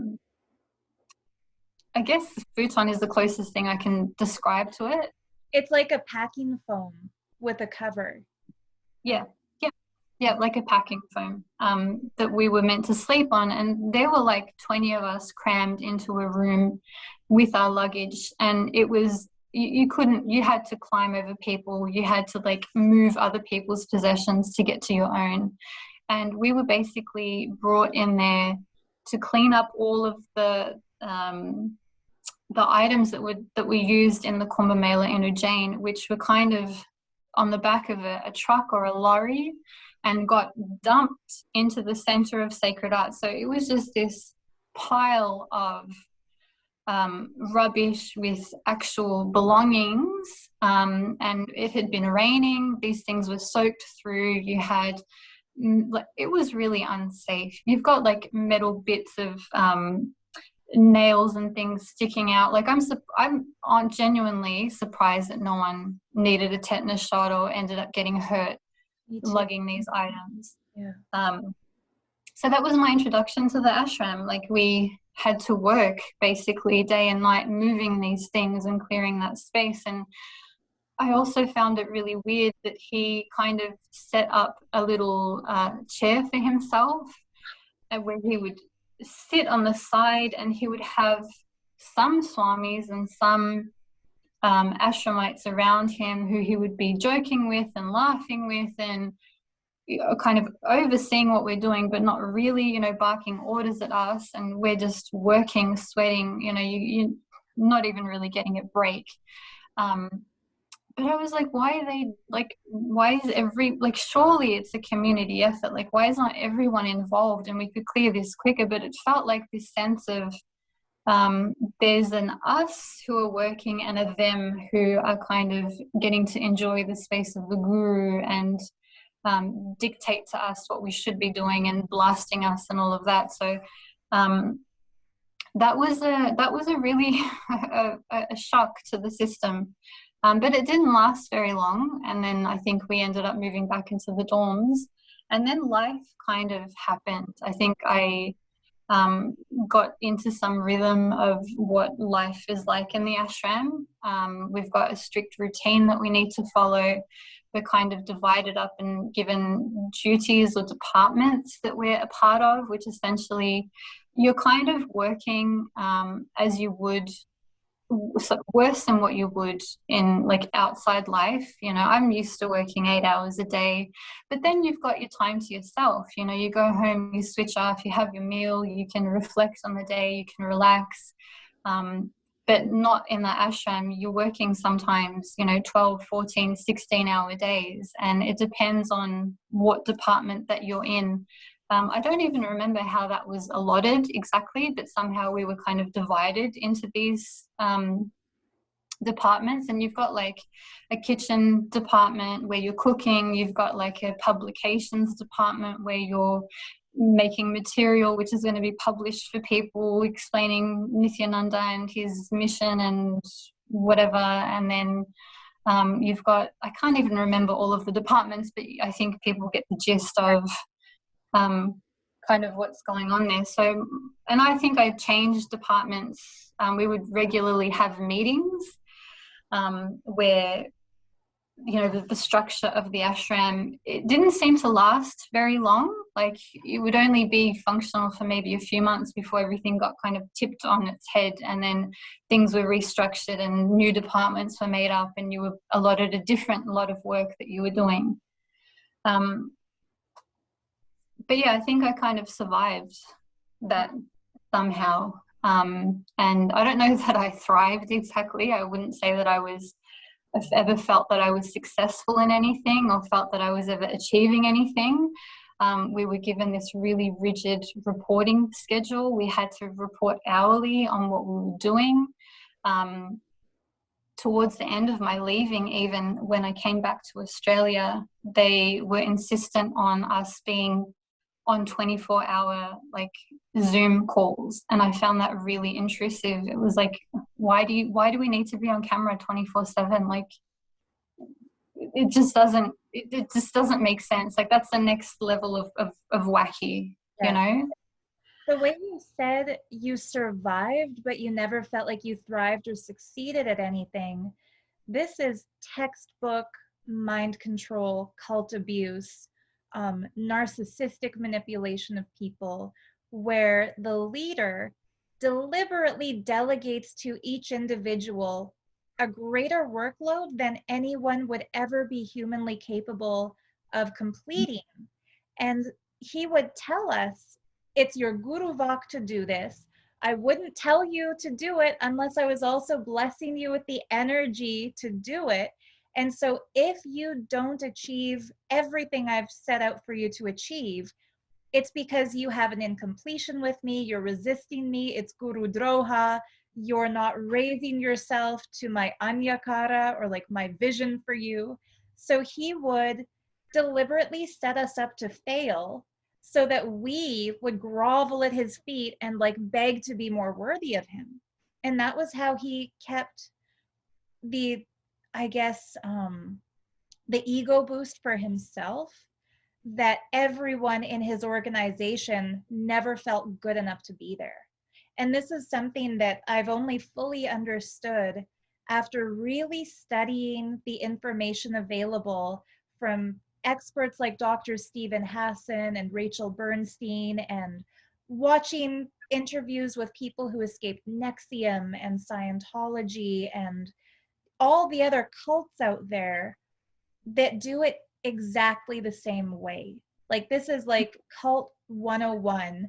Bring people in, love bomb them, make them feel like they've finally found their tribe and that the spiritual life beyond our wildest dreams is within our reach. And the way that he love bombed you at the Kumbh Mela, and then your very first day in the ashram, it's like manual labor and sacred arts, where you're breaking your back lifting these dirty things while he's sitting there with his inner circle laughing it up, probably drinking his nice coffee and eating way better food than we were ever given. And it does make you feel like you're a serf, like he's the lord of the land and Mm. you're just the slave here to do his bidding. And like you Uh-huh. said, even when you get into the departments, I don't want anybody to feel as if the publications team or the vision team producing video content or the temple team doing temple rituals, none of those were easy. Like, even if you were in an intellectual department rather than a manual labor department, you were given a workload that was beyond your capacity. Like, I Yeah. remember the girl who was on the team to do his autobiography. And I do air quotes because he's never written a word in his bloody life. It's other people writing his biography based on whatever they can glean from rewatching his discourses because he's too lazy to even dictate it to them. But I remember the girl on autobiography team crying because she was given the Guru Vak to write 50 pages a day. Mm. And that's Yeah. on top of the morning routine, and that's on top of her other seva, that's on top of the Zoom calls and conferences she has to do. So maybe the amount of time she'd have to work on it would be 1 to 2 hours at max, and that's out of her sleep time. You can't write 50 pages in 1 or 2 hours. And so he would deliberately make us feel like failures by telling us, I'm not giving you more than you can do. And he would tell you things like, if you say, Swamiji, can you please bless me with Kuta Kesha, like the power to go beyond sleep so I can do all of this. And he would say, get lost. He'd like dismiss, get lost out of my sight. You don't need my blessings. You should be doing it already. And so we would feel like, damn, I should be thriving. I'm living in Shiva's own Adinam. He's giving me Yeah. his personal attention. He called me to be here, and now I'm failing him. And then it's like the guilt comes in. Anyway, I'm Yeah. going to hijack your interview, No, but no. yeah. You're right. Everything that you've described is exactly what we went through, and it did feel like we were almost always set up to fail. And I feel like 50 was the magic number. It was always like 50, write 50 pages, recruit 50 new people. And it's always, you're on 2 hours sleep, 3 hours sleep, whatever minimal sleep you're on. And you're really trying to make that number happen for him. And they had no positive reinforcement in the ashram. That did not exist. You were not ever given any kind of a pat on the back or praise for anything you did right. It was always criticism for something you did wrong. And then you have that kind of chip on your shoulder that you're carrying constantly, that, wow, I stuffed that last thing up, what are the chances that I'm going to do right with the next thing? So there was always this sense of kind of not ever being quite good enough, but I think I persisted through it. I obviously persisted through it because I didn't leave, I was there for a while. And I guess I'm trying to jump to, because we've been speaking for a while, what kind of woke me up. And that was not, waking up wasn't easy. It wasn't something that happened overnight.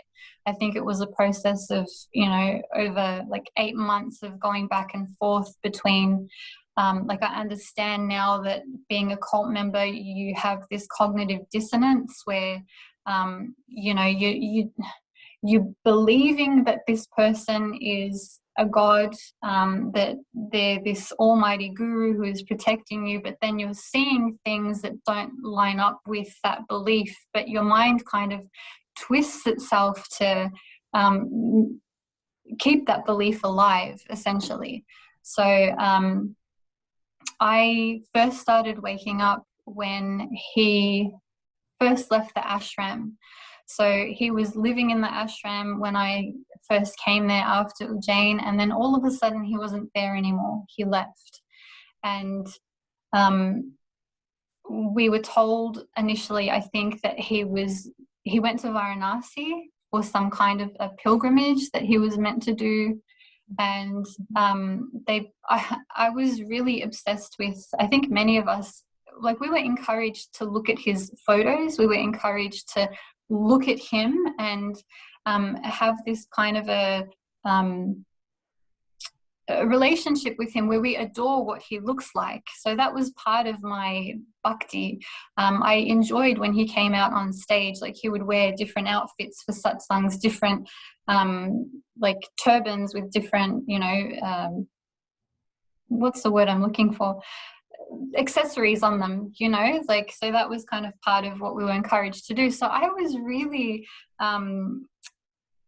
like obsessed almost with checking his Facebook. He had like an official page, and they would post pictures of his, and I would like look at them and save them on my phone. And then whenever I was feeling like I can't handle some of the pressure of the workload, or what I was seeing with these like, we would be in meetings, and they weren't really meetings as such. They were kind of these setups for people to be blasted and, told they're not good enough and they're failing.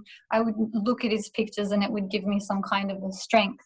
So I think that obsessiveness maybe helped me realize that some of the pictures they posted of him being in Varanasi were doctored. Like, they were so obviously photoshopped. Like, it was not, it was like him, a backdrop of Varanasi, and it was so obvious that he was like pasted onto that picture. The shadows weren't aligned with the position of the sun. I'll never, I remember where I was that exact day. I was in the yoga team's room, hanging out with Ma Yoga Swami and Drida and Prasida. And we checked Facebook and saw that post, and I immediately texted Akka, or Ranjita, as she's actually named, and said, like, Akka, there's obviously Photoshopped pictures of Swamiji in Varanasi. The shadows are going a different direction from the sun. I don't know where he really is, but if you want people to believe he's in Varanasi, you have to take these pictures down. And she texted me back that instant and said, please don't tell anybody else what you just told me. We'll take them down, Ma. And then they were gone. And I remember my heart sinking, thinking, why are they trying to lie to all of us? And I had already told Ma Yoga and Drita and Prasida. So I thought, like, well, too late for me not to tell anybody because we all know. But anyway, you're right. It was very obviously photoshopped. Yeah, and I thought, that's really odd. Why would they be doing that? So I think that was a part, somewhere along that time was when I think I really started waking up for, we're being lied to. I never questioned that we were ever being lied to. I really, I believed hook, line, and sinker that he was the target of some anti-Hindu conspiracy, that he was, reviving Hinduism, and because of all of his work, he was being targeted. And so I thought, wow, okay, now I'm seeing there's something, we're being lied to in some way, and I don't understand what it is, but it wasn't sitting right with me. At that point too, when he had left the ashram, they were encouraging, they had kind of again reorganized the ashram. And so before, like, male and females were able to intermingle and able to talk to each other, and it really felt like, oh wow, we've not just got my sisters, like my guru behens, but I've got my guru bhais as well. I've got my brothers that we shared. I think I shared some really beautiful connections with people. There were some wonderful personalities in that ashram, and all of a sudden that was kind of like cut. We're not allowed to speak to our brothers in the ashram anymore, which was like, okay, respect whatever the guru is saying. But they started these Rudrakanyas and the Rudras. So basically the males were the Rudras and the Rudrakanyas were kind of going to take on this new identity of being these powerful women that were going to be part of the temple seva, and they're going to learn all of these arts that have a kind of being, and they're not really dying in India, but Well, there we was were this. told they were. Yeah. Yeah, we were told these arts were dying, but they're not. You know, this dancing component. You know, you've got dancers everywhere, but we were kind of encouraged to do this kind of dancing and like different kinds of arts, essentially. And I know that the Rudra Kanyas were introduced well before that as a concept, but I was in Australia at the time, so I kind of missed all of that. I didn't, I wasn't there for the introduction of these Rudra Kanyas. I think you were there for the, the initial starting up of this kind of a project. I don't know what to call it. Project is not the right word, but department or designation. Yeah. Department. Yeah, this new kind of department. So a part of that was my mind is going blank. I'm finding it difficult to talk about this for some reason. Yeah, I think it's a really triggering subject because the Rudrakanya initiative was kind of, for me, the beginning of the time when I started to see red flags, and even beyond my brainwashing and even beyond my tendency to try to talk myself into just going with what he said, I couldn't ignore some of those red flags. Like I remember, you must have been in Australia for it, but when he first introduced the Rudrakanya team, he said things that struck me as so overtly sexual that I couldn't ignore them. Like he said, the Rudrakanyas, all the fluid in their body flows only for Sadashiva. And he proclaimed himself to be Sadashiva. And he would say it where, having taken the vow of brahmacharyam that includes celibacy, I would have naturally innately thought that to mean the blood flows, the sweat sweats, but he would say it with a very creepy wink that would make us understand he means other fluids. And he would say the Rudra Kanyas don't touch any other man except for Sadashiva. They don't dance for anyone's pleasure but Sadashiva. They dress in a way that shows their entire body because they know no other man will dare to look at them because Sadashiva claims them as his. And I could see how he first introduced this for the girls in the Gurukul, and it felt not only like he was a little bit of a pedophile, but it also felt a little incestuous because he had told all these girls they're his own daughters. And now all of a sudden, he's flirting with them. He's winking at them. He's telling them to dress provocatively.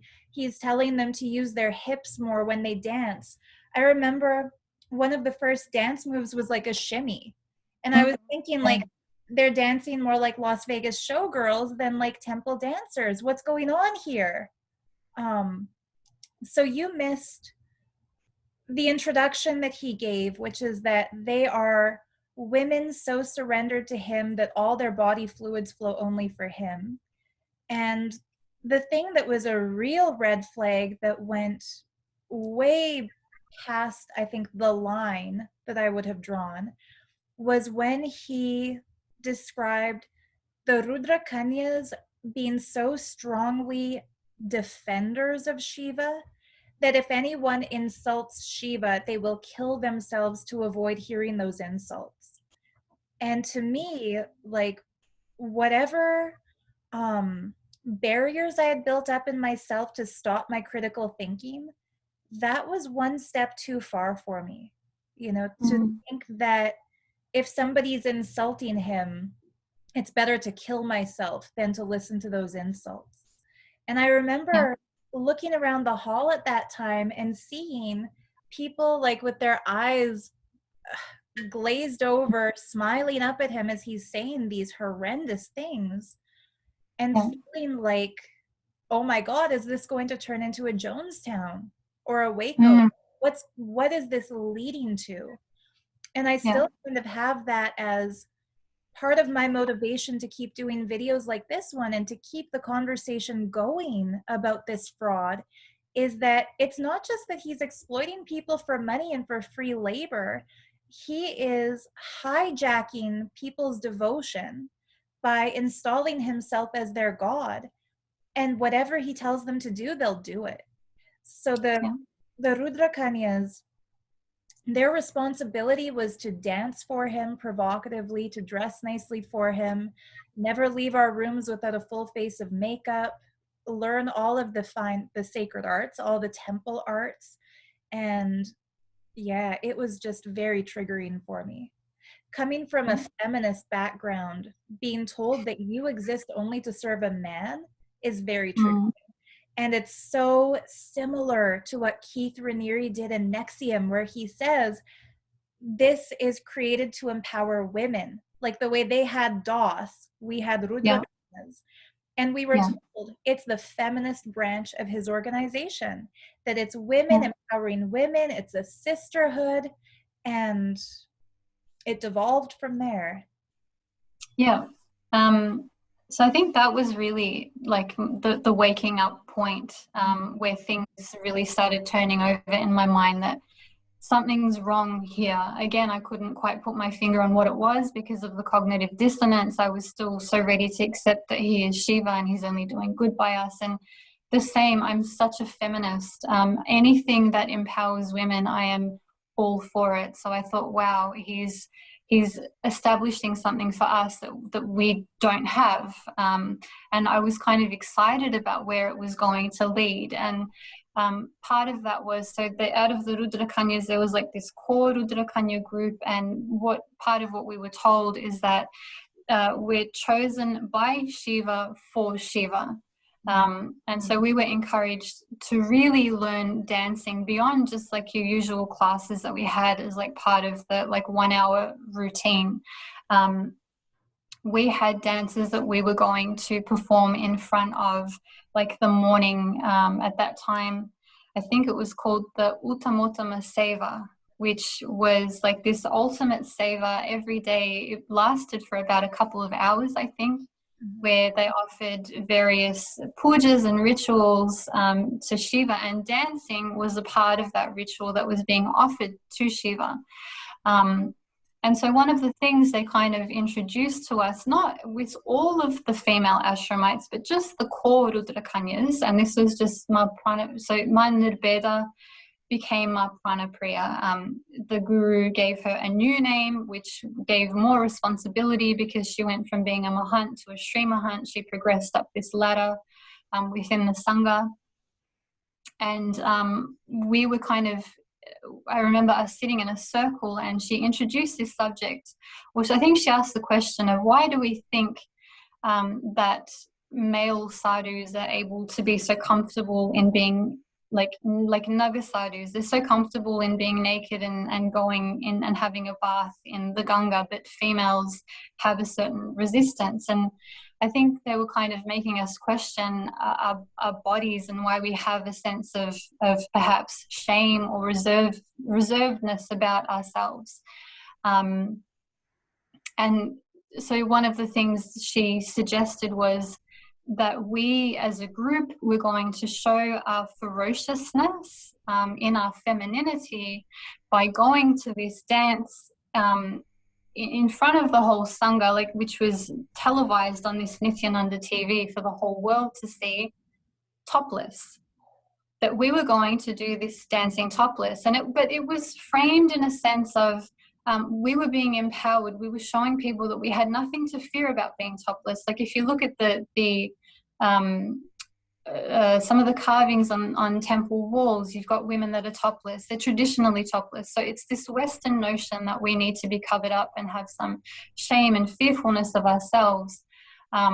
that we need to kind of go beyond. So that was kind of introduced to us. And the part of me that felt like, yes, you know, women do have, you know, why is there this inequality with how men dress and how women dress? I felt within myself, there's something here, you know, it kind of, it spoke to me that there's something worthwhile pursuing in this. Funnily enough, it never happened. It was just kind of like this discussion. And I think in hindsight, I understand now, and I didn't understand then, that grooming is a thing. So people can be groomed to become comfortable in their bodies, to become comfortable in having relationships with people that they wouldn't necessarily have themselves. It's not a desire that you yourself might have, but you can be groomed to have this desire or to be led to this kind of an end result. Yeah. So I did feel it was kind of odd, but not enough for me to really, again, think too deeply on. And so I kind of left the ashram again for my visa. I ended up back in Australia. And then another real triggering point was I received a call from the from Nyanatma Swami. I received a phone call from someone that was with Nithyananda at the time, wherever he was in the world. He had kind of disappeared. We didn't know where he was. Ecuador at that point. Ecuador, yeah. So I received this phone call, and it was kind of like this spiel was presented to me, like, so similar to what you said before, that Rudrakanyas in the past had such an unwavering devotion to their guru. They were known to die for the guru rather than have harm come to him. So they were known to like throw themselves off the top of a tower. Like they were known to actually kill someone and then throw themselves off the top of a tower. My cat is trying to get out. Go ahead. I think we've reached that point in our conversation where our cats are getting restless. So we need to step up and let her. I'll let her out. Yeah. I can, while you do that, I'll show whoever's watching that my cat has just descended on my lap at the same time. So it's funny. We're talking about something so serious and our kitties are just still being cats. But anyway, so he did tell that to you specifically through Nyanatma. Planted that so this, it was kind of, I don't know, I felt like it was kind of rehearsed. So she had this spiel, and then she said to me, well, look, you know, you don't have to die for the guru. Like, we've gone past those times, but there is something that you can do. We've got heaps of abusers that are speaking out against him. One of the things that you can do is you can retaliate in your own way. And so what they asked me to do as my form of chastity, they called it, it's like a way of me showing that I was chaste to my guru, was to lie about being raped. So there was I forget his name now. There was someone from Australia. He never really got too involved in the sangha, but he had attended a program, and he started, I think he caught on to the fact that it was a cult quite quickly, and he was very vocal in speaking out against it in social media. I know exactly what you mean, but I forget his name right now too. Yeah. I want to say Jesse, and I can't remember the last name though. Yeah. Anyway, whoever. Yeah. They wanted me to make up a story that I had been raped by him to kind of discredit him. And I, you know, initially I thought, I think I can do this, you know, I think this is something I can do for the guru, you know, I am proving my chastity, and anything to help him, anything that can further, you know, getting rid of these abusers, if that's in my power to do, then I'm happy to do that. And so I didn't really have too much of a part in like writing up what happened. I kind of just had to come together, like give them some I guess, ideas of how it would be that we came into contact. I've never spoken to the person, like, aside from maybe 1 or 2 words via a group chat. I've never had any connection with him. But they wanted me to come up with some ideas of how we could possibly have been connected, and then they essentially fabricated everything themselves. And so they gave me this thing to read over when it was done, and it was it was disgusting. It was this pornographic content. It was not at all something you would relay to, like, if you had to go to a police station and recount what had happened to you, it would not be in this language. It was just this, like someone had come up with some pornographic thing and put it in writing. And I remember reading this thinking, who would come up with that? You know, this is just so bizarre. This is not at all right. Like, I just felt like, you know, I had a sense of right and wrong for the first time in a very long time. And this definitely felt like it was wrong. Do you want us to maybe stop the filming? But where I am in Canada, the sun is setting, but that's okay. I think we're on a good roll, if you don't mind. I don't mind. No. I was just thinking about what the time is over there with you. No, that's fine. As long as people don't mind my face being a little backlit, I think we can keep going. I'm so glad that you're bringing this up, Ivana, because as someone who spoke out against the cult and then had very, very obviously fake stories fabricated about me where I was accused of being a rapist and being violent and poisoning the guru, it's very important for people to hear that this is their MO. This is their standard go-to thing that they do to anyone who speaks out against them. And that it's not even the person who's charged with the task of being the fake victim who comes up with the scenario. It's a whole team that's with Nithyananda who crafts it and then puts your name on it. So the people who falsely accused me were very similar to you in that they were brainwashed and they were told in the past Rudras or Rudrakanyas would kill themselves for Shiva. Don't worry, you don't have to do that. All you have to do is falsely accuse somebody of rape. And suddenly, falsely accusing somebody of rape doesn't seem like such a big deal because at least you don't have to throw yourself off the highest tower of a temple. So it reframes it to make it sound like a small little thing. And he's done so much for the world. Why won't you do this one little thing for him? Exactly.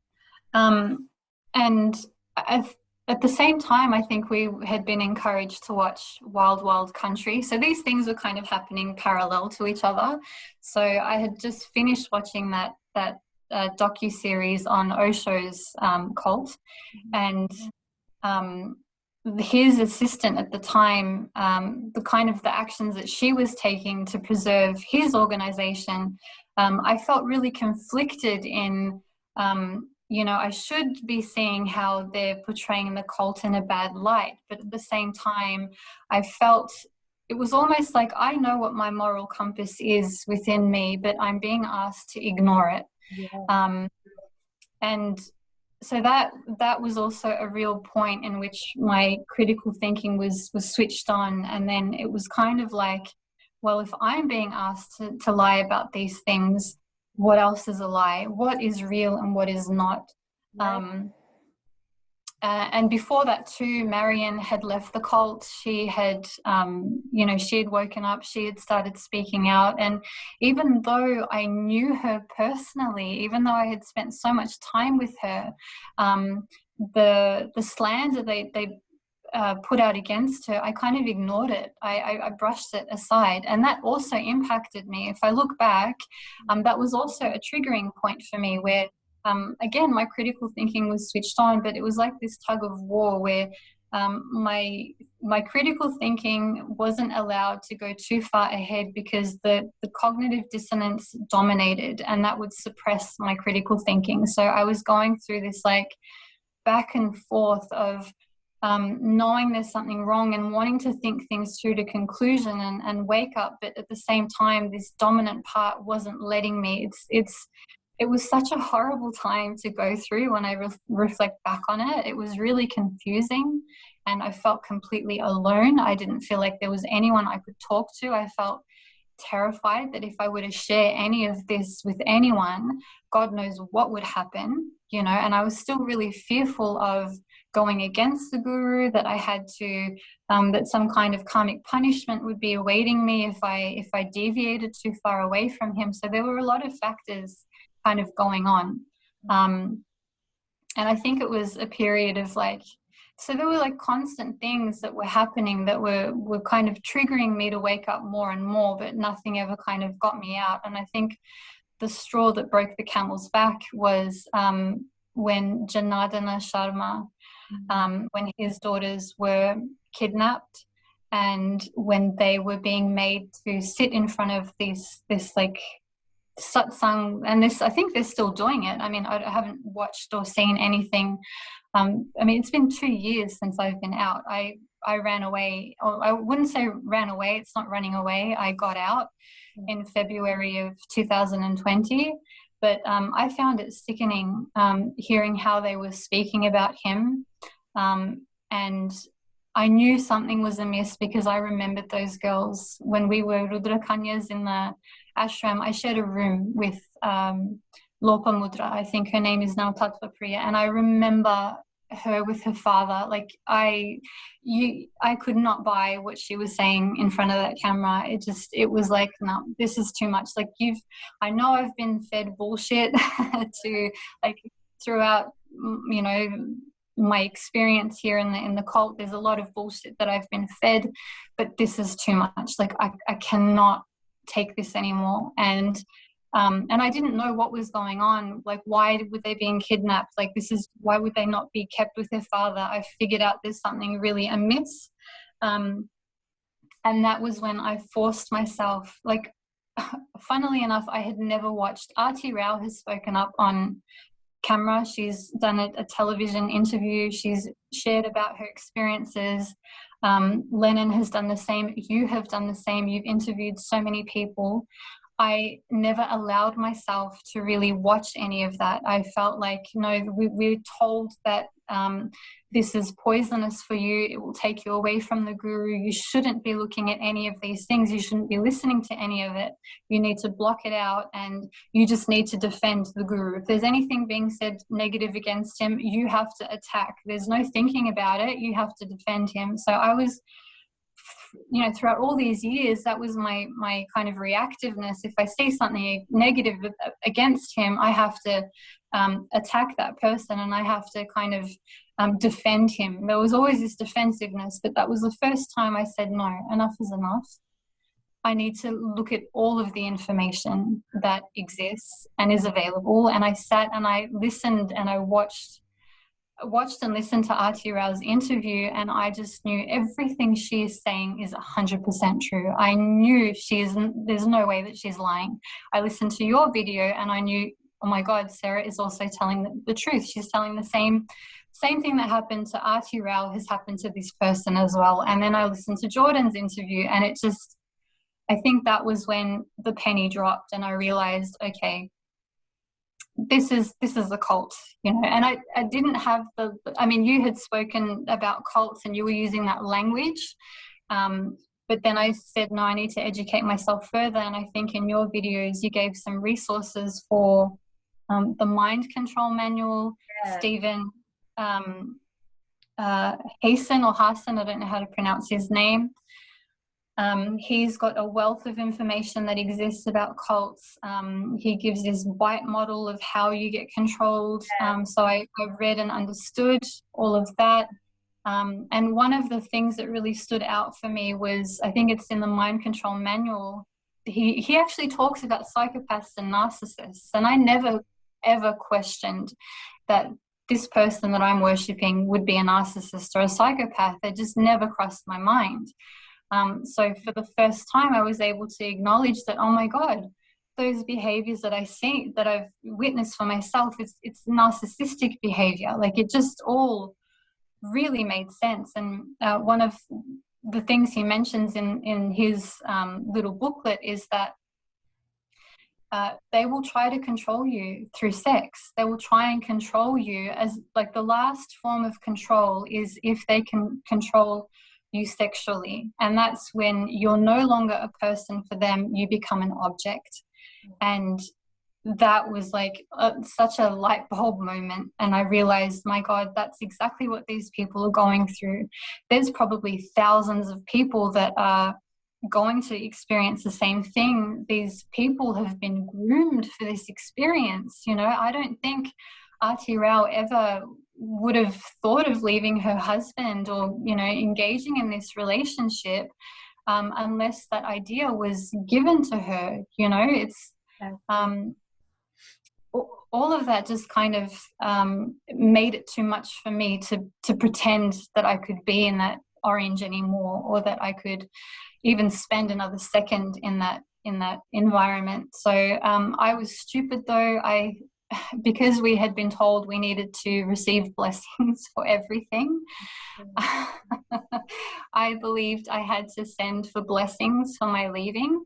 And it's stupid. Like, now I think to myself, I don't know why I was thinking that. Why didn't you just get out? You know? It's not stupid, because if I can kind of venture a guess as to what you were going through based on what I went through, for me, like, the penny drop moment was when two of the kids told me about getting beaten on December 31st. And I knew I was being sexually abused. I thought I was the only one, because he really shielded me from knowing other people were being abused. Um, Not only just that, I had witnessed him kiss Ma Pranapriya once, and I knew that was behind her husband's back. And I had witnessed him kiss Ma Atmaswamy, and she's supposedly a sannyasi. But I was under the delusion that this was consensual, because I didn't yet understand how, if an authority figure brainwashes you to believe that you cannot say no to them, your yes isn't really a yes. And I think that's why so many people defend him. One other thing, when I was first made a Rudrakanya, I remember he called 4 of us to the stage and gave us the task of making videos about the casting couch issue, because this was like the apex of Harvey Weinstein being called out. The Me Too movement had just started. He told us, like, look into this Me Too movement and make a video explaining it from the context of Vedic spirituality. So I made a video praising all the women who had the guts to speak out, condemning Weinstein, talking about how ridiculous it is for males in power to dominate women sexually. And I got called and told to delete it. And then the other Rudrakanyas completed me that I misunderstood his instruction, that I did it from the wrong context. He wanted us to praise Weinstein, and he was telling us in the Agama, Sadashiva doesn't ever mention sexual crime as a crime. So he said, murder is wrong, cheating is wrong, lying is wrong, stealing is wrong, but rape is not a crime cosmically, because you are not your body. And so this is how a narcissistic psychopathic rapist can instantly silence all of his victims. How do you do that? You claim you're God and that you made the rules, and that in your rule book, rape isn't a crime. Therefore, your victims aren't victims, they're willing participants, and you get off scot-free. And I remember, for me, that was a big red flag. But the straw that broke my back was kids telling me they got beaten. And yet, how you said, like, you were stupid, you sent for the approval to drop Kavi and leave. Similarly, I was stupid. I sent a message to Ranjita at the behest of Ma Atmadaya, who was the Mahant of London, saying, you know, the kids are still traumatized from getting beaten. How can we help them complete? And so, rather than calling the police or calling child services, I called the one person and I think of Ranjita as being like the one person in that organization as evil as Nithyananda himself. I called her and gave them the opportunity to quickly call the kids back to India and make sure that they never tell anybody else again. And that's my biggest regret in it. But looking back, we can't beat ourselves up or say, I was stupid to ask that approval or I was stupid to take that action. It's that we were still brainwashed enough that even though we were coming out of that fog, we still believed that he was good, but the organization is bad. I don't know if you felt that way, but I believed he's Yeah. Shiva, but the Gurukul teachers beat these kids. I Yeah. wasn't yet ready to drop my cognitive dissonance and understand he instructed the Gurukul teachers to beat the kids. And Yeah. so you might understand, okay, this is wrong. These people were sexually abused. You recognize it's a cult. You know that the whistleblowers are telling the truth. You know that the fake stories used to silence us are fake because you yourself were asked to falsely accuse somebody of rape. But on some level, the brainwashing goes so deep that you still feel like you owe it to him to ask his approval to drop out because he gave you that coffee. And Exactly. it's like layers of deprogramming that we go through. And it's like, first level, we recognize it's a cult. Second level, we recognize that abuse was committed. It's not until the very end that we drop our fears of guru droha or bad karma that will come to us for speaking out. So you weren't stupid to ask for that approval. You were doing what you had been taught to do year after year after year for as long as you had started following him. Yeah. And that's what I did. Unfortunately, I sent a message saying, look, I can't do this anymore. I even apologized that I just couldn't anymore. And before this, I had never really imagined that I had a life outside of that orange cloth. I had such a strong identity established in that. He gave me a new name. We had a whole new, like the Ivana that I was became this Chidambara, and I didn't want to let go of that also. It was weird. It was like that Chidambara was this something like a cloak that was protecting me from something, and I didn't want to let go of that. But luckily, I think a few months before in a satsang, he had asked everyone outside of the ashram to drop their kavis or drop their whatever their position was in terms of the monastic order.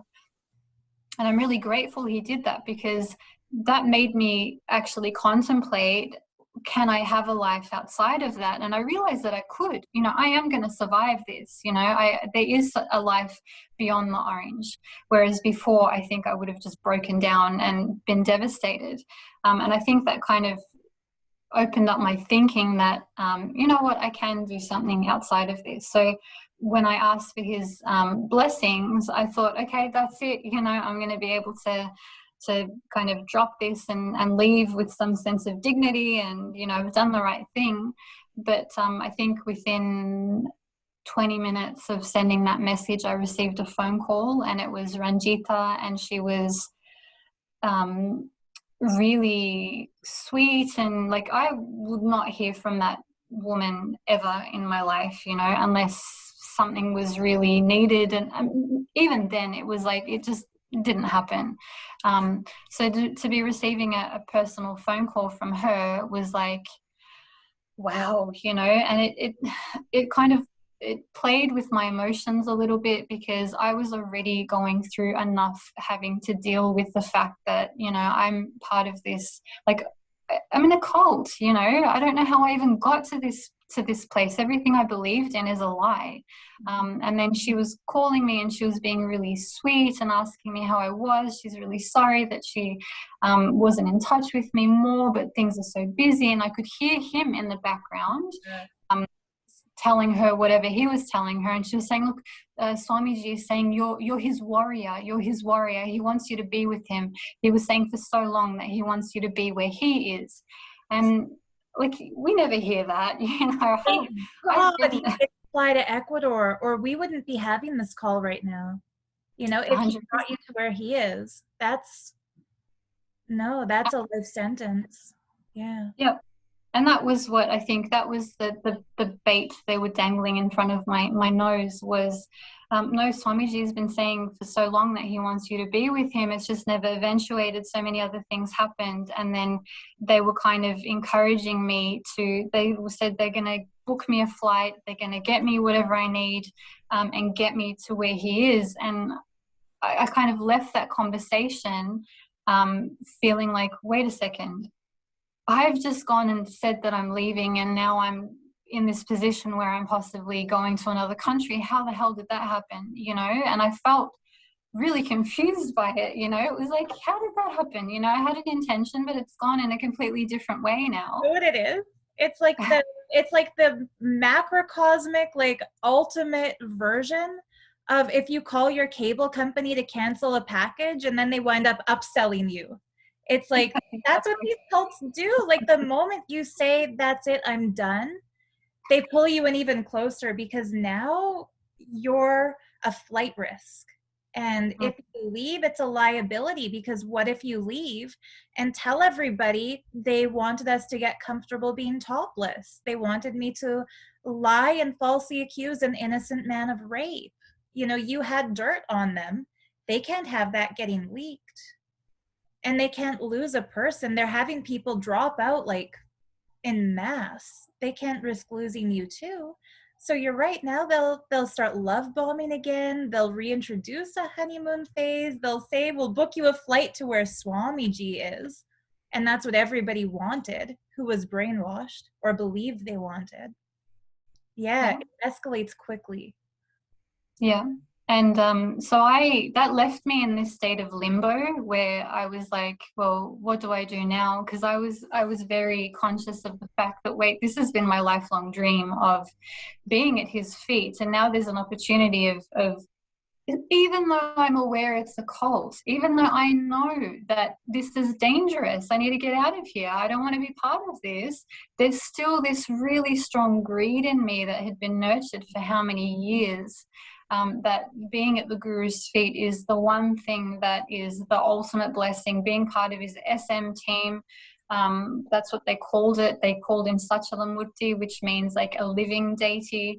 To be serving him, like it's the greatest thing you could possibly ever achieve. I was very conscious of the fact that, wait, am I saying no to this now? Like, this is what I've always wanted, and it's presented in front of me. And so I was like, I need to just cool down, you know, I need to just not think about any of this, and just I needed to speak to someone that wasn't connected to the cult or the sangha. So I don't even know what possessed me to do this, but I booked an appointment with a doctor of all things. I went to a medical clinic and I just poured my heart out to this random doctor who I had never seen before. I had never met. They didn't know me.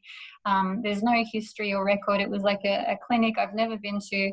And it felt so good to be listened to by someone who had no opinion. And they were so I had no opinion about our sangha or anything that I had been a part of, but they were really practical and they understood. And I don't think I expected that kind of level of understanding from that person, but they gave me, steps that I could take to get out of there, and they gave me the power that, ultimately I had to make the decision whether or not I was going to get on a flight to be with the guru or whether or not I was getting in my car and driving off. And in the end, also, I think I reached out to Marion. I had been speaking to Marion, known as Nithyananda, before, and she was incredibly supportive. She knew exactly what I was going through, and she was encouraging me just to get out of there. She kind of explained that they're never going to give you the blessing to leave. You have to just leave. And she connected me with a few other people who had left, and just speaking with them and reconnecting with other sannyasis felt so good. It was like, wow, there's another side of this, that people have made it out and they're thriving, they're happy, that nothing bad has happened to them. And so one of these sannyasis. I won't mention her name because she's wanted to be quite private in her leaving, but she was kind of there with me every step of the way. She asked me, have you packed your bags? What have you left yet? I think I needed that kind of encouragement because I didn't feel I had the strength to kind of just abandon everything. I felt like I was abandoning him, even though I completely understand. And I think this is something a woman who flees an abusive marriage would understand this, and people who have fled an abusive cult will understand this. Even though you know that staying with him is detrimental to your quality of life, a part of you feels guilty because you made a commitment, you took a vow that you were going to be with this individual or this organization. And so it feels like an unimaginably selfish act if you're choosing yourself over the narcissist who has made you believe that you're not worth anything unless you're contributing to his life, his mission, his goal, his sangha. And so I just want to mention that in case anybody's watching this who might be feeling a similar conflict where you know in your heart that it's not serving your higher good to be in this group that you're in or in this relationship that you're in, and yet you feel like you owe it to your abuser to stay with them. It's a hard thing to get through, but we've done it. Anybody can as soon as you commit. And I think it was such a good move for you to make that doctor's appointment because, like you said, having an unbiased third party who's not a guru drohi who's going to tell you, come on, like leave that cult, make a video, let's expose that fucker. Like, I know a lot of people are scared to reach out to me when they first leave because they've been told I'm a demon incarnate, or that I'm here to destroy Hinduism, or I'm a Vatican paid plant, which I always say, like, would I have had a Trishul tattooed if I was a freaking Vatican agent? Like, no. But when you know that going to anybody else in the cult, they will tell you stay. And going to anybody who has spoken out against the cult, it's a little scary because I think a lot of people assume that if they talk to me, my first go-to response will be, I'm going to publish your name and tell everybody your story. And that's not the case. Like, but I think it's smart for you to have gone to a doctor because you know that they are unbiased. Like, they have no vested interest in exposing the cult or in maintaining the cult. And that was a great perspective. And I think reaching out to Marion and getting in touch with, it's almost like the brotherhood and sisterhood that we experienced in the organization extends to once we leave. Like, the closest people I have in my life outside of my family are other cult survivors. And it's a beautiful feeling because we know what we've been through. And we also know that the motivation we had for being there was something good. And I feel like it's not a shameful thing to have been in a cult because you're there for the goal of reviving Sanatana Dharma or achieving enlightenment, spreading enlightenment, making the world a better place. Anyway, I'm sorry, I kind of went on a tangent. No. I forgot what I was going to say now, but you said that this other ex-sannyasi was walking you through asking, have you packed your bags? Have you left? Yeah. So I was lucky that, I mean, it's a horrible circumstance that led to like what the resources I had when I was leaving. So my grandfather unfortunately passed away in Croatia, and my dad had to leave Australia to kind of be there and attend to things. So I was in possession of my dad's car, kind of minding it while he was gone. So I had like the perfect tools at my disposal to get out without any fear of being followed, of having to exit out of some gates. Like other people have in the ashram. You know, they have to have these gates opened for them to physically leave. I didn't have that. I had this car. I was able to pack my things. Not that I had many things. I had just kind of whatever my shampoo and whatever possessions that I took for myself.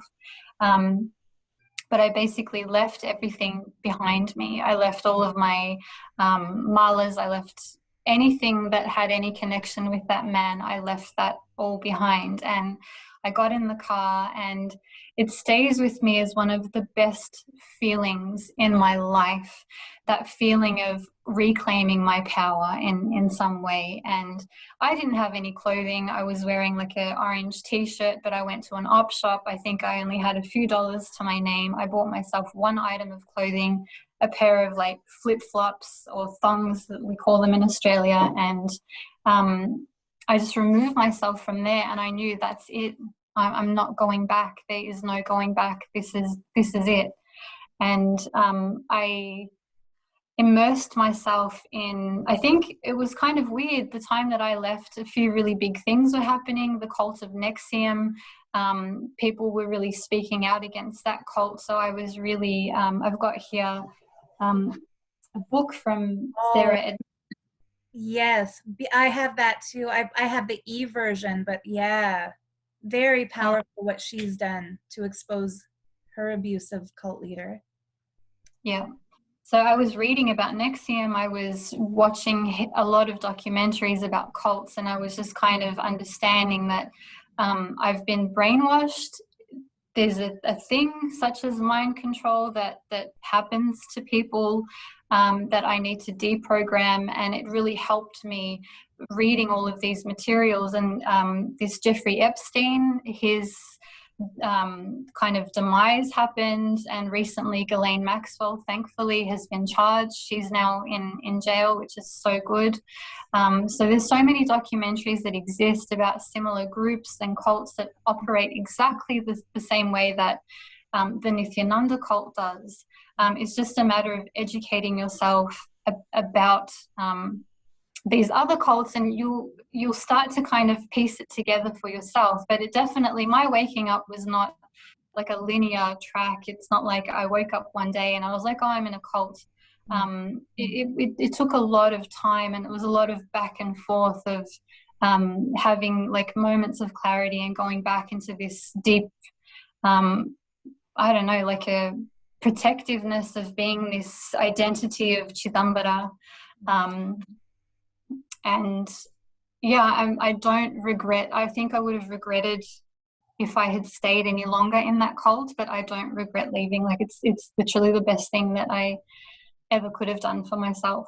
And I had to be mindful too that my mum was still in there. Like I was responsible for getting my mum into the cult, so I left, but she was still in there. So I never spoke out publicly that I left.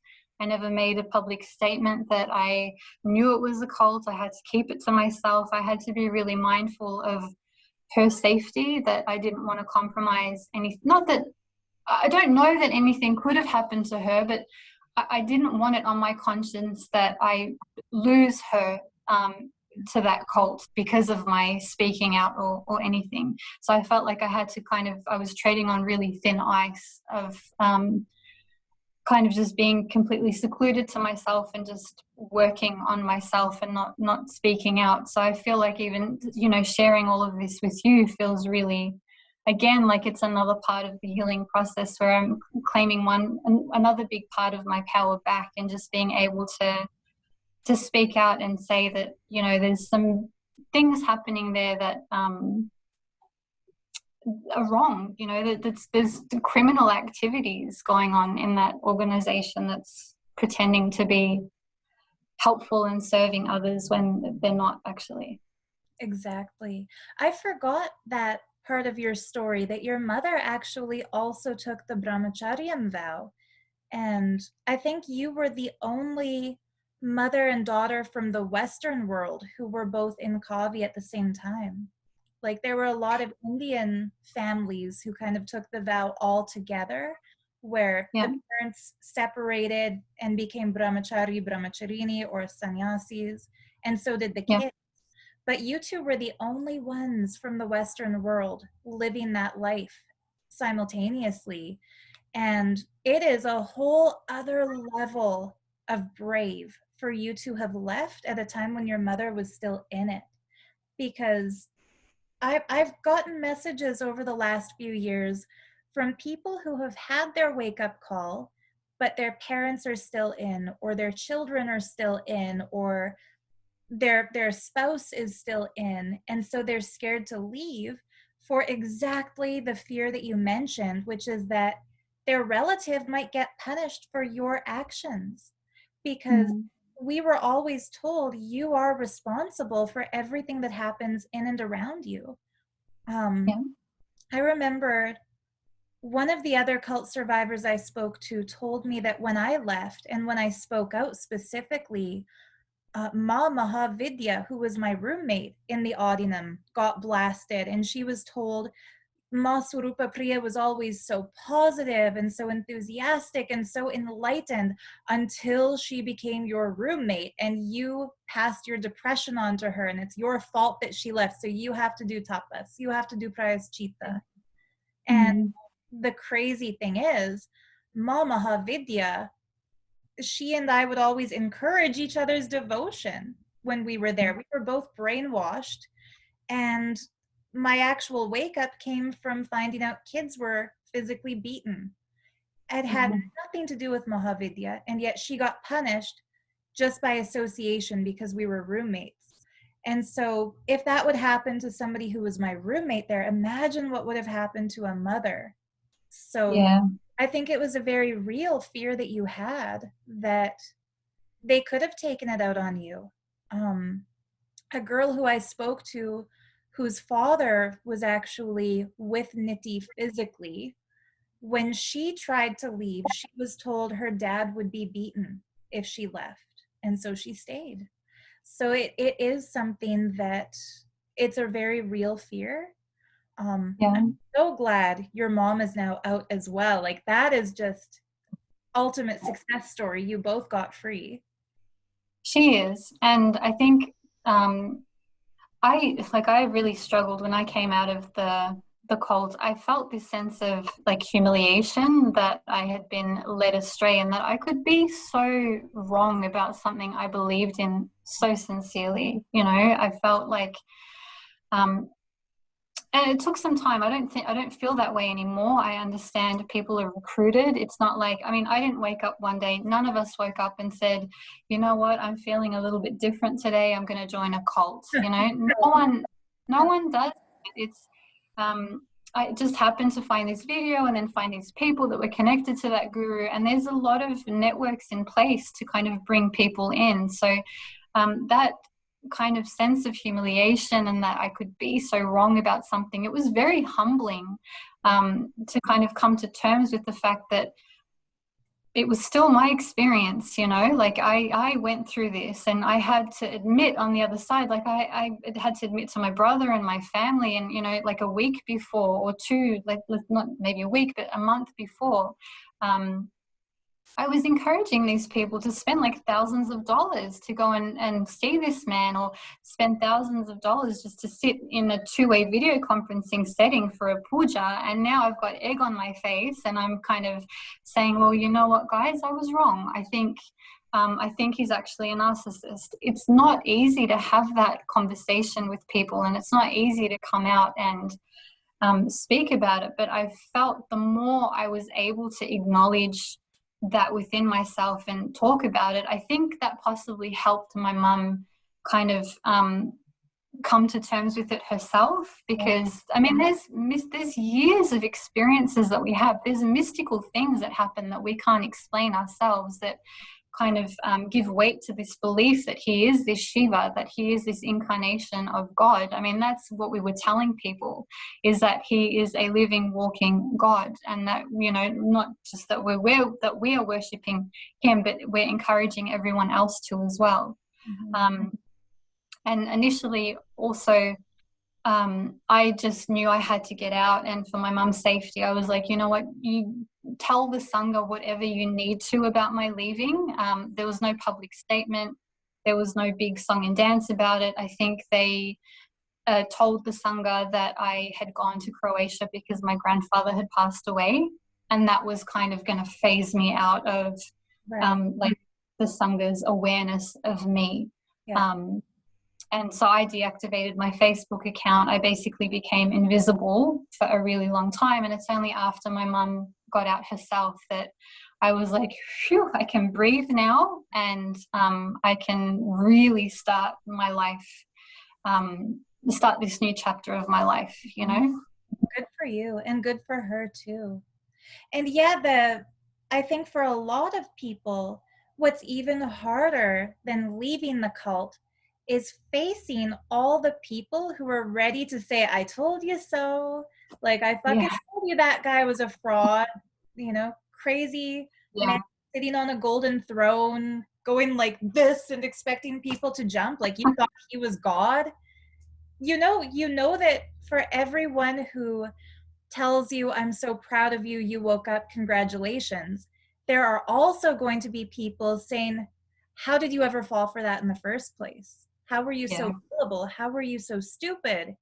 And I feel like books like Scarred by Sarah Edmondson that you held up, um, Leah Remini wrote a book that I recommend as well about her time in Scientology and getting out. And Ron Miscavige wrote a book about his son David, who leads Scientology. Like, when we connect with people who left different cults, I feel like that empowers us on a whole other level, because we can recognize the parallels and also understand it, like you said, there's a whole formula that was used to get us there and to keep us there. It's not like Mm. you're stupid. Like, you can't call a fly stupid for landing on a Venus flytrap. It's Yeah, just, it's created to trap us. And yeah. so, um, I also want to touch on the mystical experiences you mentioned, because I really feel that Drita, whose real name is Jordan Kremer, I really feel like he's back and he's still stuck in Bididi Ashram or Bengaluru Adinam or whatever they call it these days, because he had those mystical experiences. Like, he experienced, I think it was like a 360-degree vision the first time he did one of Nitti's processes.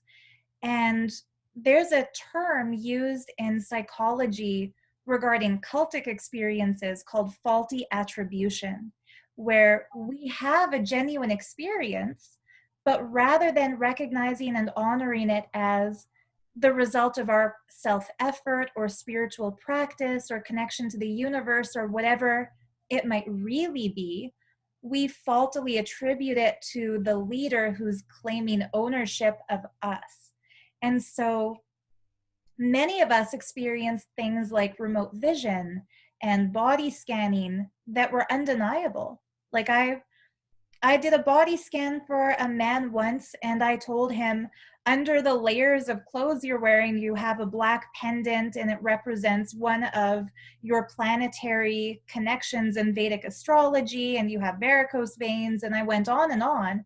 And at the end, yeah, he pulled that pendant out and said it represents Shani in his Vedic astrology. And he said, yeah, I have varicose veins in both of my knees. And how did you know that? I'm wearing jeans right now.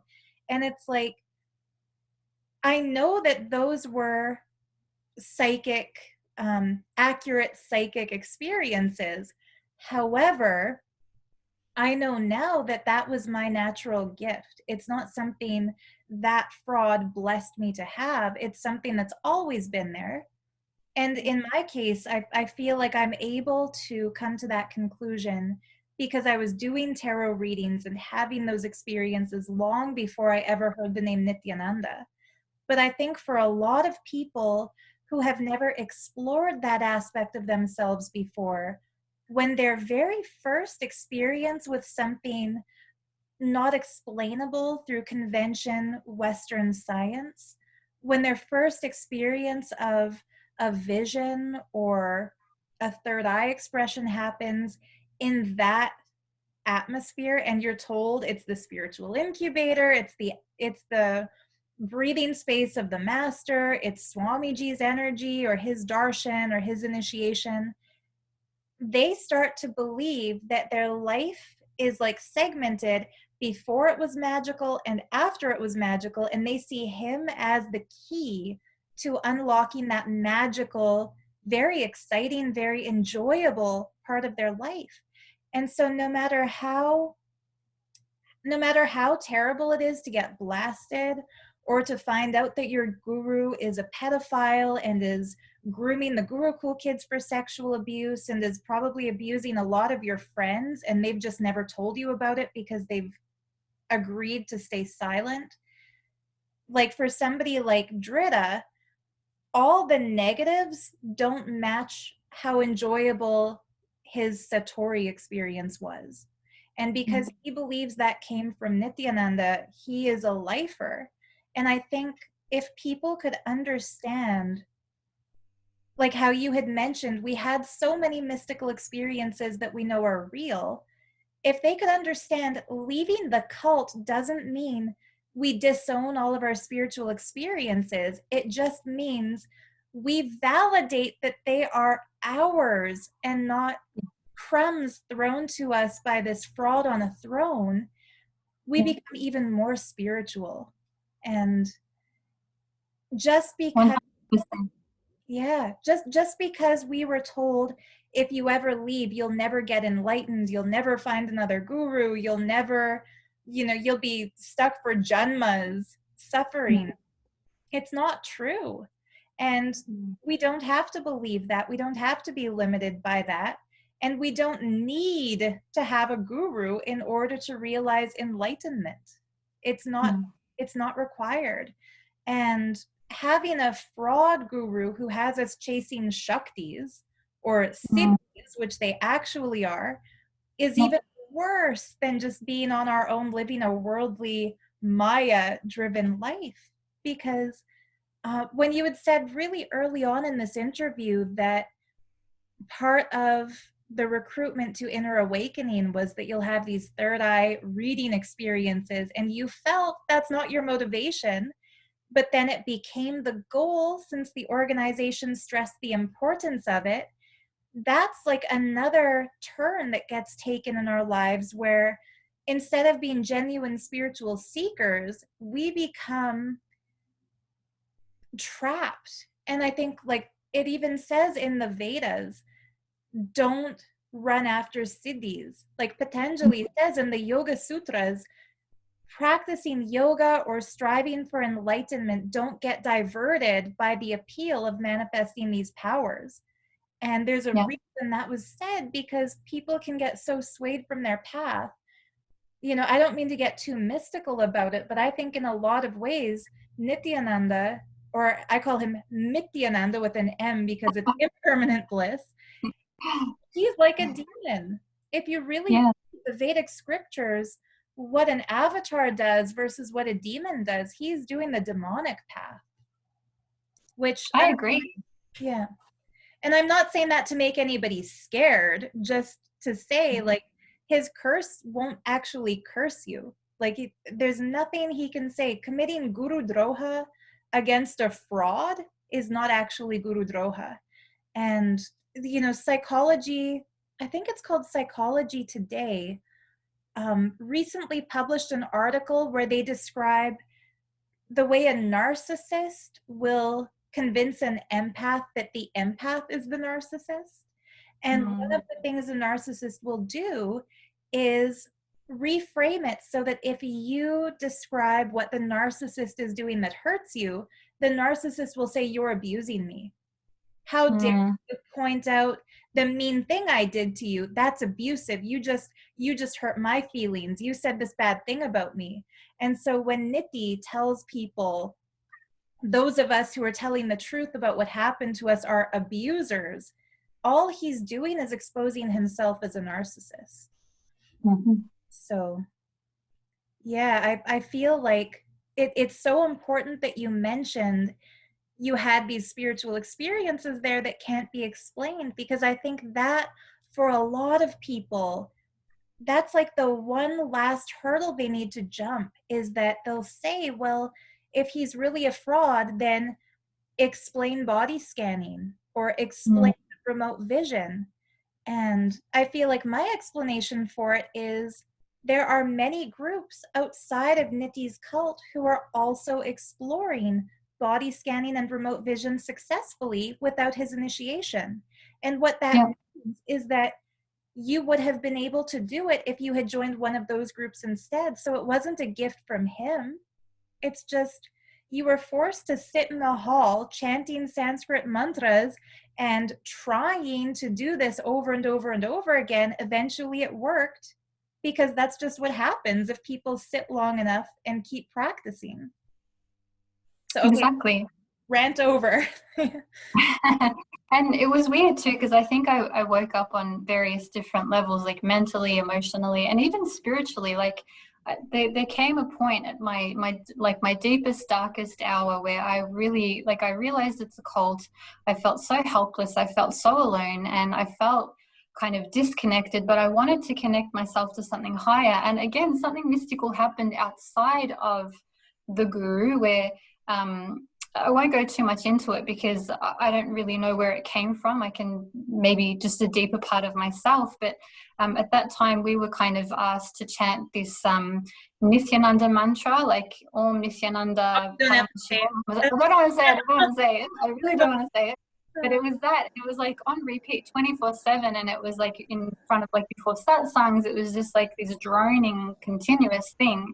And instead of that, I was given another mantra, which kind of came to me, and so I was using that instead. And it comes from a Vedic scripture, and it's like a traditional mantra. There's no perversion of putting someone else's name in there, like he was known to do in our temple savers. Like it wasn't like the Rudram as the Rudram that you would hear in a normal temple. It was like his name would be inserted in like weird parts of it, and so we were constantly praising him in some way.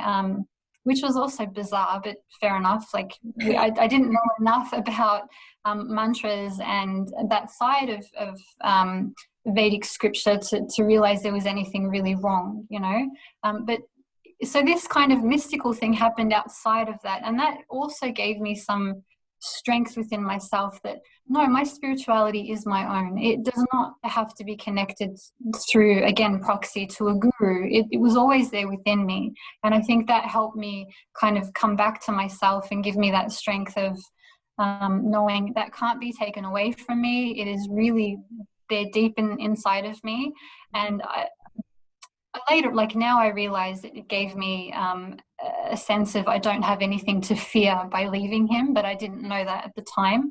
And it really helped using a different mantra. I don't know how that's connected, but that I did find it gave me a sense of clarity, not chanting the mantra that he was prescribing, but chanting this other mantra.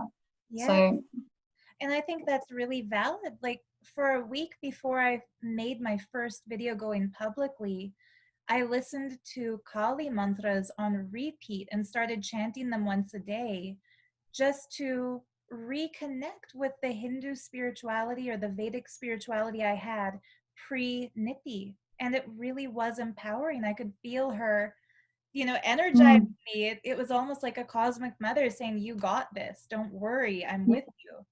And, some people might say that religion is like a security blanket, especially those who go more atheistic when they leave a cult or escape religious abuse. But what I feel is like it could be a really beautiful way for us to connect with something beyond what we've always felt confined by. And so if somebody really enjoys the worldliness of the world, striving, climbing the corporate ladder, paying their mortgage, settling down, having kids, then good for them. But for those of us who feel more driven and inspired by a spiritual path, it's wonderful when a negative cult experience doesn't sour us to the actual beauty of the culture from which it was born or that was kind of hijacked. Like, I don't even want to say Nithyananda was born out of Sanatana Dharma. I feel like he's as much a representative of Sanatana Dharma as Keith Raniere or Epstein are representatives of the United States. Like, he's a bad guy who was born into that society. So we can't blame the society for the rare few bad guys who pretend to be part of it. And like before we started recording, I commented how beautiful it is to see Ramana Maharishi behind you. And like, I don't have them here right now, but I still have deities who I light incense for on a regular basis. And people sometimes ask, like, why did you abandon Hinduism when you left Nithyananda? We didn't. No. We just stopped following the problematic, usurped version of Hinduism that Yeah. he embodied. Yeah. You And know? I think I got to a point, of, like, it's been 2 years since I got out, but I think maybe a year after, I was getting to the point of, kind of not knowing what I believe in anymore. It's like the critical thinking just took over, and then I was questioning everything. And I thought, how sad would this be if such a deeply spiritual journey, I end up being an atheist as a result of it, because that's where it kind of felt like it was going. I've been there. And Yep.